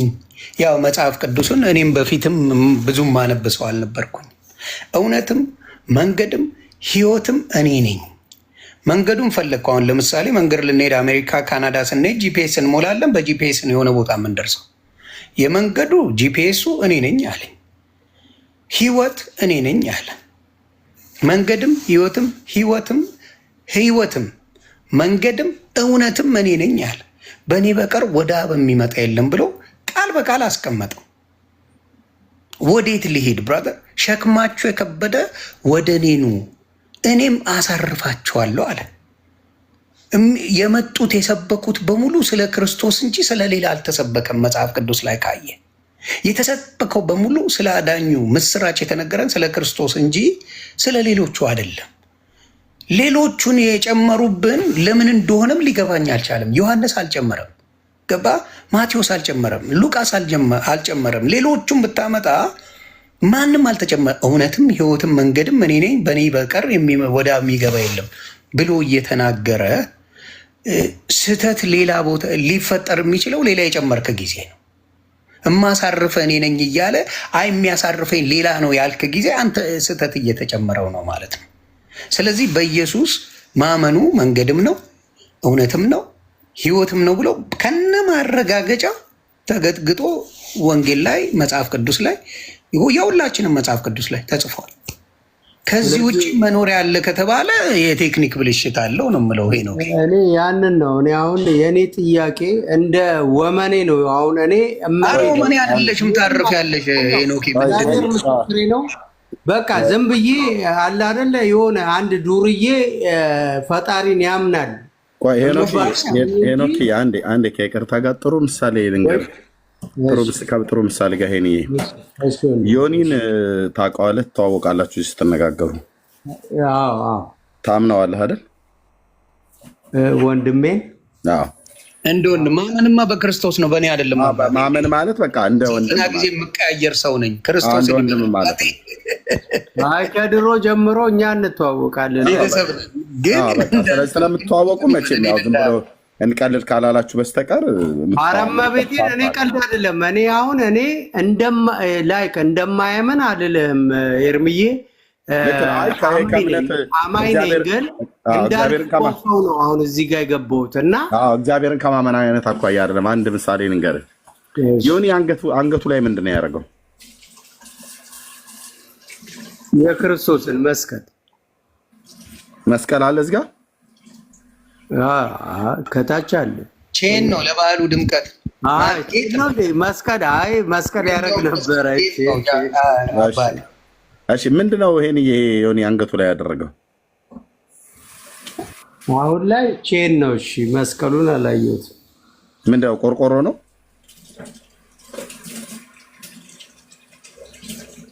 ቆርቆሮ ላይ ከሰማ ቆሎ ቆርጥሜ የገዛሁትን ቆርቆሮ ገለመሌ አትበልብኝ። ቆይ ዮኒ ምሳሌ ነው። ጥሩ አይ ነው ገብቶኛል። አይ ነው እኔ መስቀል ካለው ያው መስቀል ኖሮ ማንኖረው ዮኒ አንገቱ ላይ ያደረገው ቆርቆሮ ነው ወይስ ምንድን ነው የሚታየው? የቆርቆሮ ከለር ወይስ የምን ከለር ነው? እኔ አሁን የሚታየኝ ወርቅ ነው። አንዴ እንትን ቪዲዮ ላብራ። ያ በቃ ችግር የለውም። ወርቅ ነው። አውቄ ነው ምሳሌውን ተጠቀምኩትኝ። ወርቅ ነው። እሺ ዮኒ ለእኔና ለአንተ መስጠት ፈለገና ይሄንን ወርቅ ቆርቆሮ አይደለም፣ ይሄ ወርቅ ነው፣ ያስታውቃል። ይሄንን ወርቅ አንስቶ ሰጠህ። ከሰጠህ በኋላ ከተወሰነ ጊዜ በኋላ ቢያጠራጥርህ ወርቁ ምን እንደምታደርገው? ትወረውረዋለህ? ትጥለዋለህ? ወይስ መልሰህ ለሰጠህ ሊዮኒ መልሰህ ትሰጠዋለህ? ወይስ ምን እንደምታደርገው? ይሄ ወርቅ ጓደኛ ወንድማችን ዮኒ አንስቶ ሰጠህ። ከተወሰነ ጊዜ በኋላ አጠራጠረህ። ወርቁ ራሱን ያጠራጠረህ እና ምን እንደምታደርገው? ኤርምዬ ግን ትጥለዋለህ ወይስ መልሰህ ሊዮኒ ትሰጠዋለህ? ምሳሌ ይሄን የሆነ የአማርኛ ፊልም አስታወሰኝ። እመቤቴ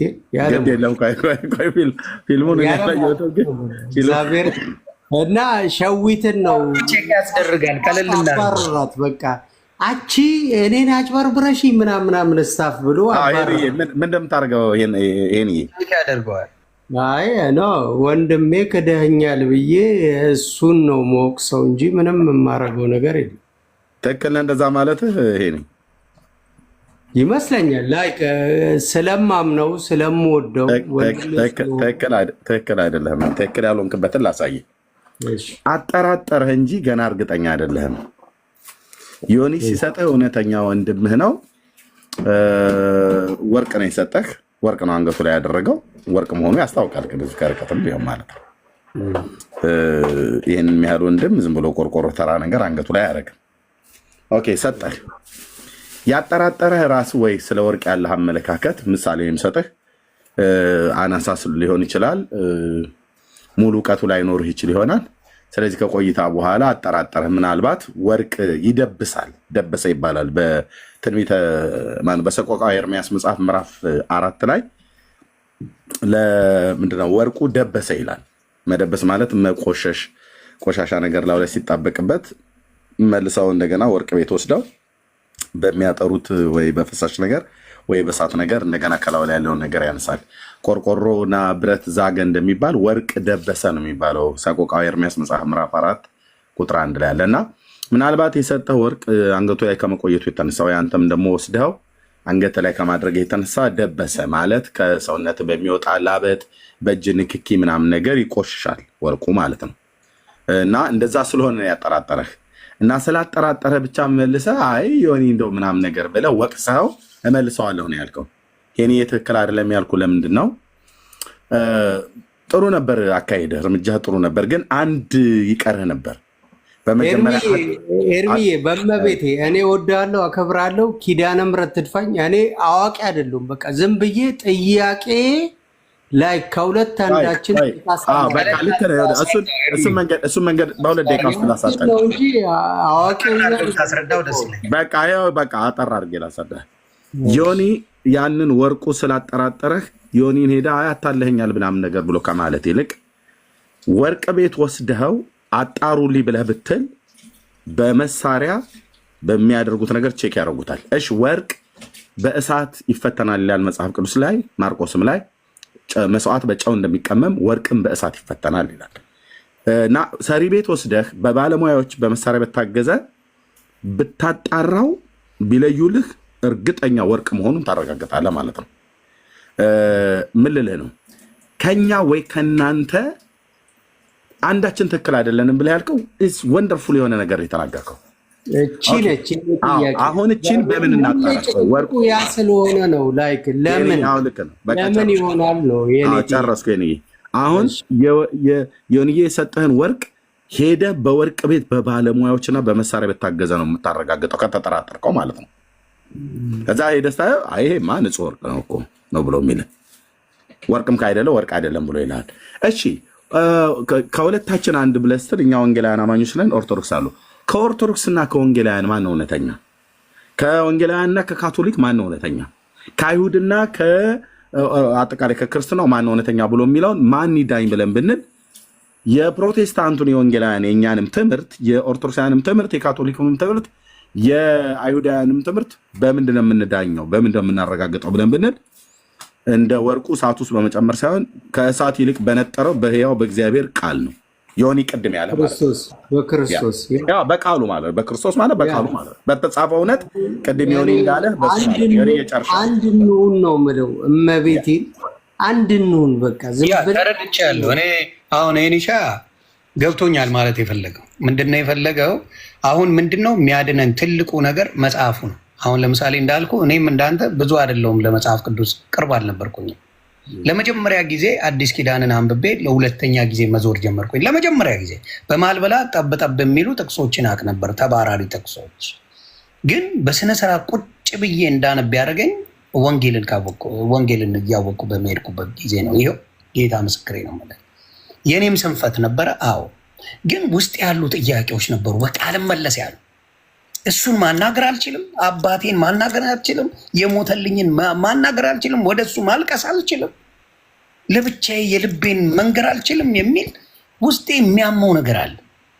ሁሉንም እኩል የሚያይ አምላክ አበላል ግራ የሚያጋቡን ሰዎች ስላሉ ግራ ተጋብቼ ነበር። አንዳንዴ ለመስማት የሚሰቀጥጡት ነገሮች ስሰማ ይከፋኝ ነበረ እንደ ሰው ማለት ነው። እና ያ ነገር ነው እንግዲህ መጽሐፍ ቅዱሱ ነው የሚወስነን ነው። መጽሐፍ ቅዱስን ታርፈዋለህ፣ ታነበዋለህ፣ እነሱንም ትጠይቃለህ። ያልገባህን አሁን መሆን ያለብህ አንተ እኔ ማርያምን በጣም አድርጌ የምወዳት ሁሌ ስሟን የምጠራ ሰው ነበርኩ። አሁንም ጠራታለሁ። አክባሪዋ ነኝ፣ ወዳጇ ነኝ። አሁንም ግን ያላትን ቦታ አውቃለሁ። በአሁን ሰዓት እንደወደድኳት የማስቀምጣት ቦታ አለ። ብጽዕት የሆነች ሴትን የማስቀምጠው ቦታ አለ። ያ ቦታን አልወስድም። ከዛ ውጭ ግን ሌላ ስራ የሰራው ሁሉንም የሰራው ለእኛ የዓለም መድኃኒት የሆነው ክርስቶስ ሁላችንን የሚያወጀን ያዳነን እሱ ነው። እና እሱን አባቶችን ጠይቅ፣ የኦርቶዶክስ አባቶች ጠይቃቸው። የውስጥ ያለውን ጥያቄ እየገባ ጠይቃቸው፣ እየገባ ጠይቀው ውስጥ የሚሰማን ማለት ነው። መልሱን ሙሉ ለሙሉ ከመለሱልህ ሄኖክ ሻዬ ያለበት ምችት ድልት ይበል። መልሱ ከሌለ እዚህ መጥተህ የፈለግከውን ጥያቄ ኤርሚሻንም ዳጊንም እኔም በማውቃት እኔ ጋር ከመጣ ራሱ እኔን ካወራን በውስጥ የማላውቀውን ጥያቄ እየመጣው እየጠየቅኩ ለአንተ ልክልሃለሁ። ይህንን አደርጋለሁ፣ ቃል እገባለሁ። ደስ ይለኛል። በቃ እኔ ጥያቄ ያው ተረድታችሁኛል።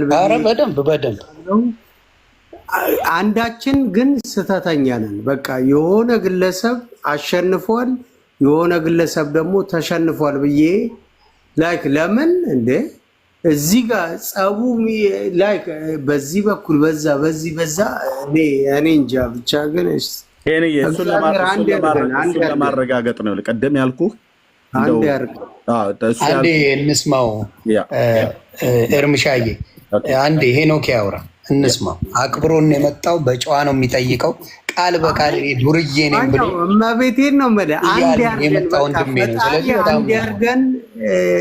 እኔ ይመስለኛል የሆነ ግንብ ይፈርሳል ከሆነ ጊዜ በኋላ ዘመናት ሊወስዱ ይችላሉ።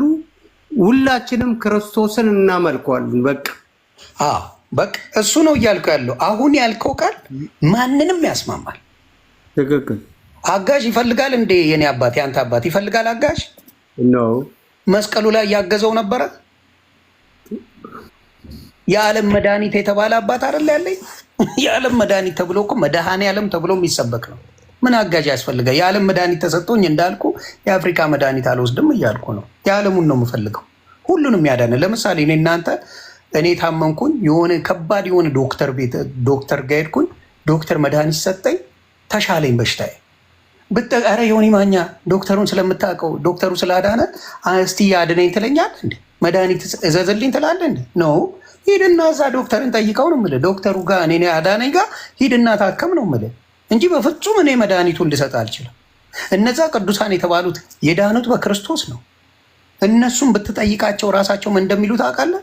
ነው ሂድና ክርስቶስን ጠይቀው። እኔ ዳንኩት፣ እኔን ቅዱስ ያለኝ እኔን የቀደሰኝ እሱ ነው እንጂ እኔ በራሴ ቅድስና የለኝም ነው የሚል። እያንዳንዱ ቅዱስ የተባለውን ብታመጣ ማብራታ ሂድና ጠይቀው። እኔን የቀደሰኝ ጌታ ኢየሱስ ነው ይላል። እኔን የባረከኝ ክርስቶስ ነው እንጂ እኔ መባረክ አልችልም ነው የሚል። ስለዚህ ወደ ቀጥተኛው የሚያመጣው ወደ መድኃኔዓለም የሚያመጣን ምንድን ነው? እሱ ነው እንጂ በፍጹም እኛ በሌሎች ሰዎች ተደርገን በሌላ በኩል ተደርጎ የሚገባበት እውነትም መንገድም ህይወትም እኔ ነኝ እያለ እዚህ ጋር እየጻፈልኝ በሌላ በኩል እገባለሁ የሚል ነገር ይዘው ሲመጡ ቆም ብሎ ማየት ያስፈልጋል። አሁን ግን መስመሩ እየተደረመሰ ነው። አንተ እንዳልከው ይንሻ ይፍረስ፣ እየፈረሰ ነው። እኩል እናምልክ ነው የኔ ፖይንት። ትክክል። ስማ ማኛው፣ በዚህ አጋጣሚ የሆነ ኮመንት አላነበብኩም። እኔ ወመኔ ነኝ። አንዴ ልንገራቸው በመቤቴ ዘግባቸው። ምንም የማውቀው ነገር የለም። እጠጣለሁ፣ ሰክራለሁ ምናምን ስታፍ በቃ መብቴ ነው። የሆነ ሰው የጻፈውን አይቼ ነው።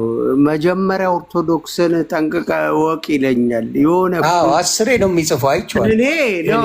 እኔ ኪዳነ ምሕረት ቆይ ቢኒ ፕሊዝ ሀሳቡን ይጨርስ። ደካማ ነኝ እኔ አላቅም፣ ምንም እውቀት የለኝም። ጥቅስ ጥቀስ ብትሉኝ ማለት ነው ክርስቶስ ሰማይና ምድርን ምናምን ብዬ ዘፍጥረትን ልጠቅስ እችላለሁ እንጂ ከዛ ውጭ ማውቀው ነገር ስታፍ የለም። ገባኝ። እና እኔ ተባረክልኝ፣ ጠይቅ፣ ከመጠየቅ ወደኋላ አትበል። እውነቴን ነው ይሄንሻ። ለዛም ዛሬ የገባሁት ወንድሜ፣ እወድሃለሁ፣ አከብርሃለሁ። ኑርልኝ ይሄንሻ። ዝቅ ልበል እኔ በቃ እሺ ይቻ ማሻባ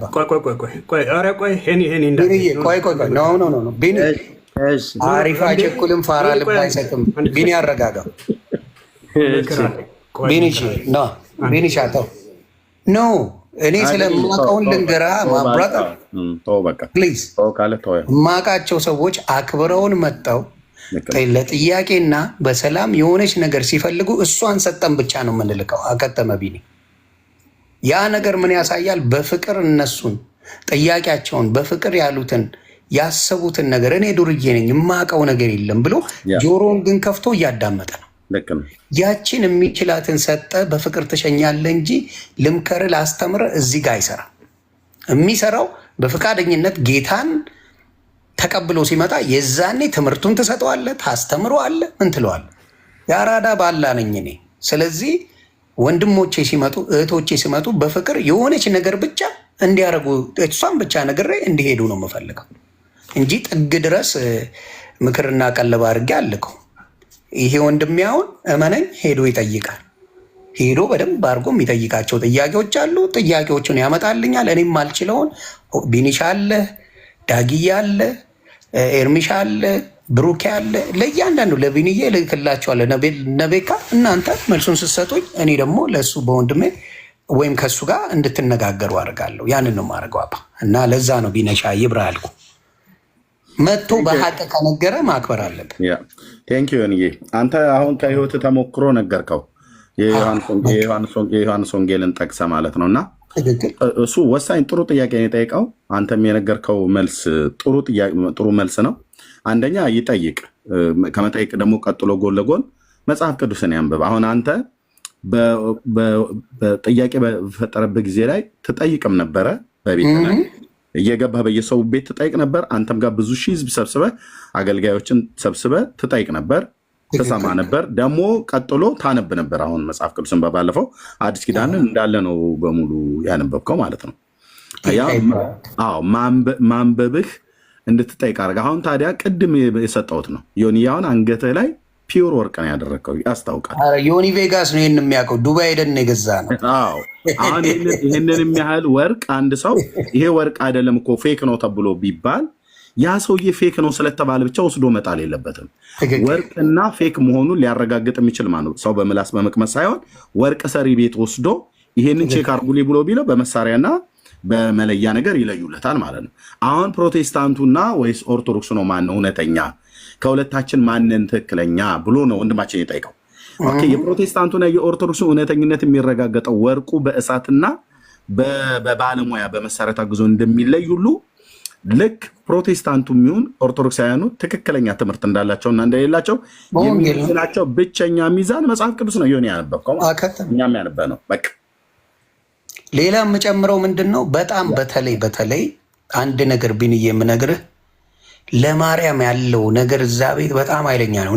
እንደሰማው ኪዳነ ምሕረትን ይልሃል እኔ ዱርዬ ነኝ፣ ማርያምን እኔ ዱርዬ ነኝ እያለ የሚል ለማርያም ለኪዳነ ምሕረት ያለው ትምህርት እዛ ቤት በጣም ትልቅ ስለሆነ ነው። ያንን ቶሎ ብለህ ጓ ካልክበት ነገሮች ይበላሻሉ። የሚወደውን ነገር እኔ ክብሩ ይስፋ እናትና ልጁ በመባል ነው የምታወቀው።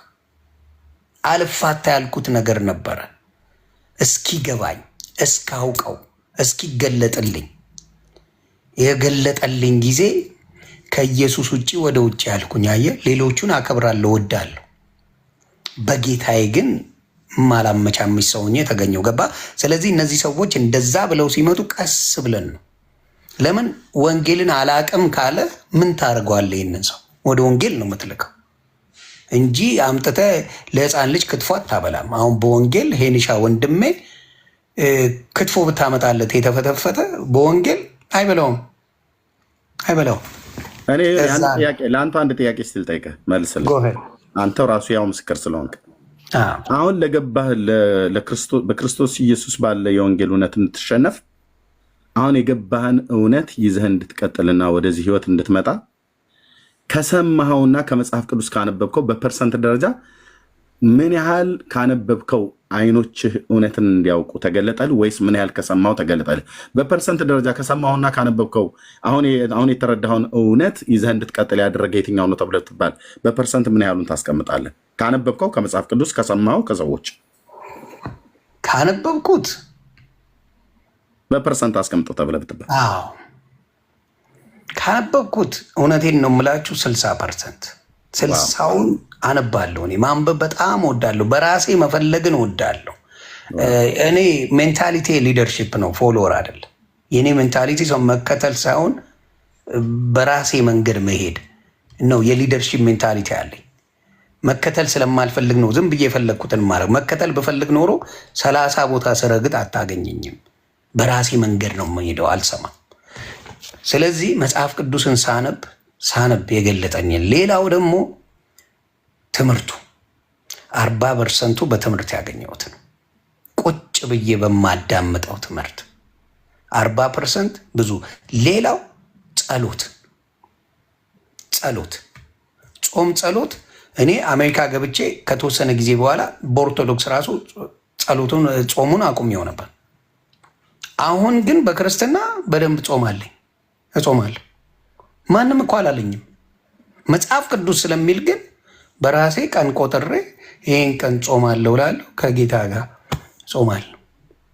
የሚደንቅ ነገር እና 40%ቱን እዚህ ሶሻል ሚዲያ ላይ በመስማት ትልልቅ የሚባሉ ቃላቶችን በወንጌል ላይ ላመቻመቹ ያደረጉ የነ ዮሐንስ ወንጌል ምዕራፍ 14 ቁጥር 6ን የሐዋርያት ስራን የሌላው ሁለተኛው ዮሐንስ መልእክት ጠበቃ የሚለው ሌሎችንም ብታመጣ ስለ ክርስቶስ የተባለው ነገር በሙሉ አሳርፋቸዋለሁ የሚለው ከእናንተ ጋር በላለው የሚለው ባዶ እንጀራ። በጣም የሚገርማችሁ እዛው አብልቷቸው እዛው ይረሱ ነበር። ታስታውሳላችሁ? ዮሐንስ ላይ ምን ያደርጋል? ምግብ የላቸውም እና ስንት አሳ አላችሁ ይላቸዋል። እኛ 7 አሳና 5 እንጀራ አለን ሲሉ ወደ 4000 ሰው መገበላቸው። መግቦላቸው ከሄዱ በኋላ እንደገና በታንኳ አብረው ሲሄዱ እንዲህ የምንበላው እኮ የለንም እያሉ እንደገና እዛ ውስጥ ይነጋገራሉ። እዚሁ ታምሩን አሳየው፣ እዚሁ ይረሳሉ። እዚሁ አሳይቱ። እናንተ አሁን ያበላችሁት ትርፍ ወደ 7 የሚሆን መሶብ አስቀምጦላቸው 5 የሚሆን 7 የሚሆን መሶብ አስቀምጦላቸው የተረፈው እያዩ እንደገና ይረሱታል። እና መማሩ ወንጌሉ ምን ያመጣል? ትምህርቱን እንድናስታውስ። ሌላው ወንጌል ስታነቡ አስምሩበት፣ ወይም ደግሞ ስክሪንሻት አድርጉ። መጽሐፍ ቅዱስን ዳውንሎድ ያደረጋችሁ ወንድምናቶቼ የሆነ ያንን ጥቅስ ስታገኙ የምትድኑበት መመሪያ የምትሏቸውን ጥቅሶች በሙሉ ስክሪንሻት እያደረጋችሁ አስቀምጡ። እንዳትንገዳግዱ ያደርጓቸዋል። የውስጣችሁ ውስጥ ይታተማሉ። ስለዚህ 40%ቱን በወንጌል በመማር 60%ቱን ግን ራሴ ማንበብ ጥሞኝ ነው። በፊት አንድ ምዕራፍ 1 ቻፕተር እንዳነበብኩኝ እንቅልፌ ይመጣል። አሁን ሰጥለጥ ነው ማድረገው። አንዱን ሙሉን 2 ሙሉ 3 ሙሉ ላንብ ካልኩኝ ቁጭ ብዬ አነበዋለሁ። 3 አሁን ዮሐንስን፣ ማርቆስን፣ ማቴዎስን አንብ ብትለኝ በ2 ሰዓት ባልሞላ ውስጥ ጨርሼ ልቁጭ እላለሁ። እግዚአብሔር ይባላል። ስለዚህ ጥበቡን እየሞላ ጌታ የጠቀመኝ እሱን ነው። ስለዚህ በተለይ የሐዋርያት ስራ ብዙውን ሳመራይ ስለሚያደርገው የብሉይ ኪዳንንም የአዲስ ኪዳንንም ሳመራይ ስለሚያደርገው እሱን ብታነቡ መጀመሪያ ለብዙዎቻችሁ ጥሩ አይዲያ ይሰጣል። ለጀማሪ ወንጌላውያን የሐዋርያት ስራ ለብሉይ ኪዳንም በደንብ ይዳስሳል፣ አዲስ ኪዳንንም ይዳስሳል። በደንብ ጥሩ ነገር ይዞላችሁ ይመጣል እላለሁ። ብር ክበሉልኝ ካስረዘምኩት፣ ይቅርታ ኤርሚሻዬ። ተባረክ ዮንያ። ናይስ ነው፣ አላስረዘምክም። እንግዲህ ይታያችሁ በፐርሰንት ደረጃ ሲያስቀምጥልን 60% ራሱ ቁጭ ብሎ ማዕዱን ቀጥታ የማንም እጅ ሳይነካካው ቀጥታ የእግዚአብሔርን ቃል ህብስቱን ማለት ነው መናውን የእግዚአብሔርን ቃል ራሱ ዮኒና ዮኒ ብቻ ቁጭ ብሎ ጠረጴዛ ላይ እንጀራ፣ ቁርስ፣ ምሳ፣ እራት እንደሚበላው ለስጋው እንደዚሁም ደግሞ የእግዚአብሔርን ቃል በመጽሐፍት ደረጃ በምዕራፍ ደረጃ እያነበበ ማለት ነው። አሁን ቀጥታ ከምንጩ ነው የጠጣው። ስለዚህ አሁን ከሰዎች ከሰማው ይበልጥ 60%ቱ ቁጭ ብሎ ያነበበ ነው ማለት። ስለዚህ አሁን ሲያነብ ነው በፕሮቴስታንትና በኦርቶዶክስ ወይ ደግሞ በእስልምናና በክርስትና ወይ ደግሞ በጁዳይዝምና በክርስትና በፓጋኒስትና በክርስትና መካከል ያለው ልዩነትን አሁን በማንበቡ ዮኒ የአምላኩን የእግዚአብሔርን ቃል ያወቀው 60% ራሱ ነው ያነበበው እና ሲያነብ ያሰምራል። ቅድም እንደነገረም ማለት ነው። እና ምን ልንላችሁ ነው? የአንድን ነገር እውነተኝነት ለማረጋገጥ ያንን ነገር የሚያረጋግጥ አረጋጋጭ የሆነ ነገር አለ። የክርስትናን የኦርቶዶክስን እውነተኝነት የሚያረጋግጥላት መጽሐፍ ቅዱስና መጽሐፍ ቅዱስ ብቻ ነው። ኦኬ። የወንጌላውያኑን የእኛንም እምነት የሚያረጋግጥልን እውነት መሆኑን አለመሆኑን መጽሐፍ ቅዱስ ነው። ካቶሊክም ቢሆን ልክ እንደዚሁ የጁዳይዝም እምነት መጽሐፍ ቅዱስን ስለሚያምን ብሉይ ኪዳንን እስራኤላውያኑ ስለሚያምኑ አዲስ ኪዳንም ጨምረው ደግሞ ሜሳኒክ ጂሾች ስለሚያምኑ የሚያረጋግጠው እውነት መሆኑን የሚያረጋግጠው የኦርቶዶክስ ክርስትና፣ የእኛ የወንጌላውያን ክርስትና፣ የካቶሊክ ክርስትና የሚረጋገጠው በእግዚአብሔር ቃል ነው ማለት ነው። ዮኒዬ አንገት ላይ ያለው ትልቅ ግዙፍ ወርቅነቱ የሚጣራው እኛ ቢያጠራጥረን እሱ ያውቃል። ከየት እንደገዛው ነገረን። በጣም ከሚወደው ጓደኛው ጋር ሆኖ ከዱባይ ነው የገዛው። ዱባይ የሚሸጥ ወርቅ ደግሞ ታውቃለህ በዓለም ምን ያህል ውድ እንደሆነ ማለት ነው፣ ምን ያህል ተመራጭም እንደሆነ። ኦኬ እኛን ግን ቢያጠራጥረን የት ነው ይዘን የምንሄደው? በምላስ አይደለም የምንቀምሰው። የሆነ አምጣው አንዴ በምላስ ልቅመሰውና ላረጋግጠልህ ብለን ስንልስ ብንውል ምንም ጠብ የሚል ነገር የለም። በምላስም ደግሞ አናረጋግጠውም ማለት ነው። ወርቅ በመላስ አይረጋገጥም። ወርቅ በእሳት ነው የሚፈተነው። እሳት ውስጥና በባለሙያ ወስደው በመሳሪያ ሲያረጋግጡት ይረጋገጣል። ልክ እንደዚሁ ኦርቶዶክስንን በመላስ አታውቃትም። ልክ እንደዚሁ ኦርቶዶክስንን በመላስ አታውቃትም። ጴንጤንም በመላስ አታውቀውም። ቆይ ነው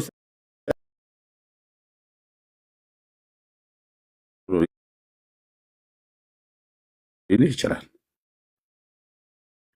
እና ሀገራዊ ጦርነት ይነሳል በዚህ ማለት ነው።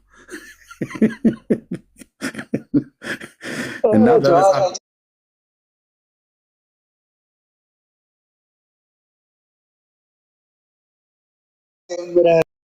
መጽሐፍ ቅዱስ ይነበብ ነው።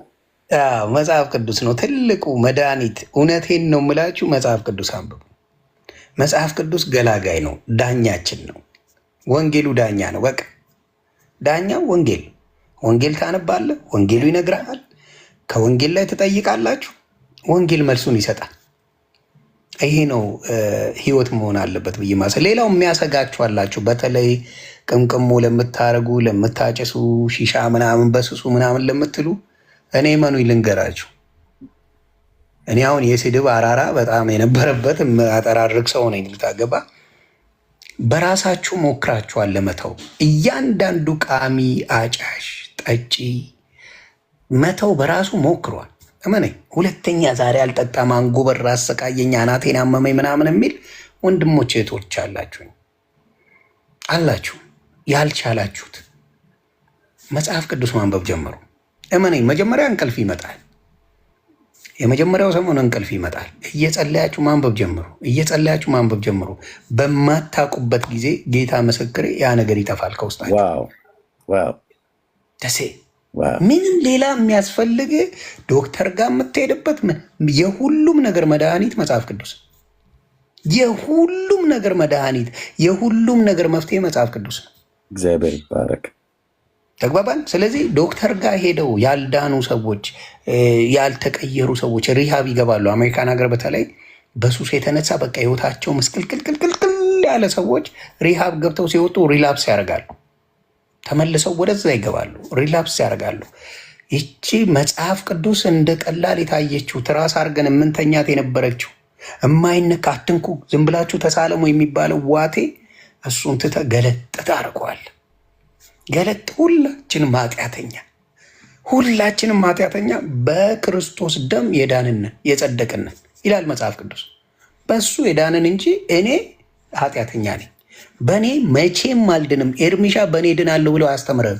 አንድ ክርስቲያን አያስተምርም። የዳነው መዳን በሌላ በማንም የለም ባለው የሐዋርያት ሥራ ላይ ምዕራፍ 4 ቁጥር 12 ላይ በሚናገረው በሌላ በማንም የለም። የዳነው በሱ ነው። ዋጋ የተከፈለው በሱ ነው። በሱ ስለሚል በሱ ስለዳንን አዳኙ ጋር ነው የምትሄደው። ሲውስ ካለ በአዳኙ ጋር ትሄዳለህ። እኔ አልችልም፣ መድኃኒዓለም እኔ አልቻልኩም። እኔ ማጨስ ማቆም አልቻልኩም። አንተ አስቁመኝ። ጸሎት ታደርጋለህ፣ መጽሐፍ ቅዱስ ታነባለህ። በአንድ አይተውም፣ በሁለት አያነብም። እየገባ ሲሄድ ውስጥ ያኛው እየወጣ ይሄዳል። ለምሳሌ የአንድ ኮካኮላ ወይም ሚሪንዳ በብርጭቆ ሞልታችሁ መጀመሪያ የሚታያችሁ ወይም ኮካኮላው ጥቁሩ የጠቆረው ወይም ሚሪንዳው ከታችሁ ውሃ እስቲ ዝም ብላችሁ አፈሱበት። ያ የነበረው ሁላ ኮካ ወይም የነበረው ለስላሳ በሙሉ ይወጣና ንጹህ ውሃው ይመጣል። ስለዚህ ሴም ቲንግ ነው የሚሆነው። በመጽሐፍ ቅዱስ እየተሞላችሁ ስትሄዱ ቃሉ እየገባ ሲሆን ያሱሱ እየወጣ ሄድና ድራሹ ይጠፋል። ንጹህ ክርስቲያን ትሆናላችሁ። ያ ነው ትልቁ የሱስ መድኃኒት። የዓለም መድኃኒት የተባለው ያለ ምክንያት አይደለም። የዓለም መድኃኒት የተባለው ያለ ምክንያት አይደለም፣ መድኃኒት ስለሆነ ነው። ምን ስትሆን ሲከፋ መድኃኒት ኢየሱስ ነው። ስታገኝ መድኃኒቱ ኢየሱስ ነው። ሱሰኛ ስትሆን መድኃኒቱ ኢየሱስ ነው። እሱን ነው የምትጠቀመው። ቃሉን ታነበዋለን። መድኃኒት እሱ ነው። ሼህ ስታደርግ፣ ስታጨስ፣ ስትቅም፣ ስታደቅ መድኃኒቱ እሱ ነው። እሱን እያነበብከው ስትሄድ ከዛ ውስጥ ያለው ነገር እንትን እያለ ሄድ ነበር። ይወጣል። ስንት ሱሰኛ፣ ስንት በሱስ ያበደ ሰው በወንጌል ሆኖ ምን አይነት ወንጌላውያን እንደወጡ መቼም አገር የሚያውቀውን በምን ሆነ ብትለው ዶክተር ጋር ሄዶ አይደለም፣ መጽሐፍ ቅዱስን እያነበበ መድኃኒት ስላለ ነው። መጽሐፍ ቅዱስ እሱ ነው ከዛ ሱስ ያወጣው። ከዛ አውጥቶ ምን አደረገው? የሚገርም ሰው ተቀይሮ፣ ወዙ ተቀይሮ፣ አነጋገሩ ተቀይሮ፣ አለባበሱ ተቀይሮ፣ አካሄዱ ተቀይሮ የወንጌል አርበኛ ሆኖ ታገኘው። እንዴ ትላንት አላውቅም ነበር እንደ ቀምቃሚ እኮ ነበር። ማለወጠው የዓለም መድኃኒት መድኃኔዓለም ብቻ ነው የሚለውጠው። አንድ ሰው ምንም ሌላ ነገር አይለውጠው። ያንን አድርጉ ወገኖቼ። እኔ የጠቀመኝን ነው መነግራችሁ። የሚለውጠው እሱ። ብርክ በሉ እኔ ጋር ሰዓቱ ስለመሸ ዳጊሻየም ጋር እናንተ ግን ተጫወቱ። እኔ ልሄድባቸው። ደስ ብሎ የገባሁት ሰምቼ እሄዳለሁ። አንድ ደቂቃ ብቻ። አንድ ከሀገረ ኬንያ የመጣች ግጥም ላንብብላችሁ። ወንድማችን አብነት የላከው አሁን ምን አለ? ከሙግቱ ወዲያ ከእውቀቱ ባሻገር በውር ድንብር ጉዞ በመደነጋገር ገብተህ ቢሆን ኖሮ ክርክሩ መንደር አብረን ተያይዘን አልቀንልህ ነበር። የቅርቡ ትዝታ የውርደት ውሏችን ሳይደርቅልን ሳይጠግግ ፈለገ ቁስላችን ዘው አትበሉ በማይረባ ወኔ በማይረባ ድፍረት ተያይዞ ማለቅ መባላት እንዳይሆን በተያዘው ስለት በተያዘው እሳት። አብነት ከኬንያ።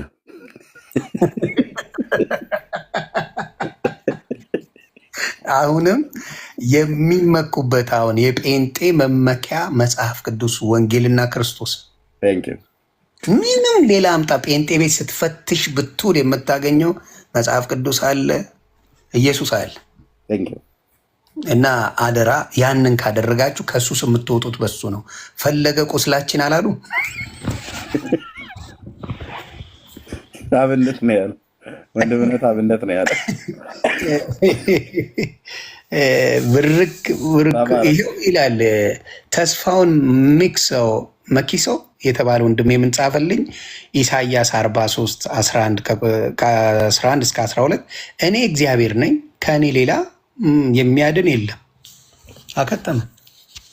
ሌላ የሚያድን የለም። ስለዚህ በሌላ በኩል ቢኬድ የሚዳን ስለሌለ እባካችሁ ያ ትምህርቶች ዘመኑ እያከተመ ይመስለኛል።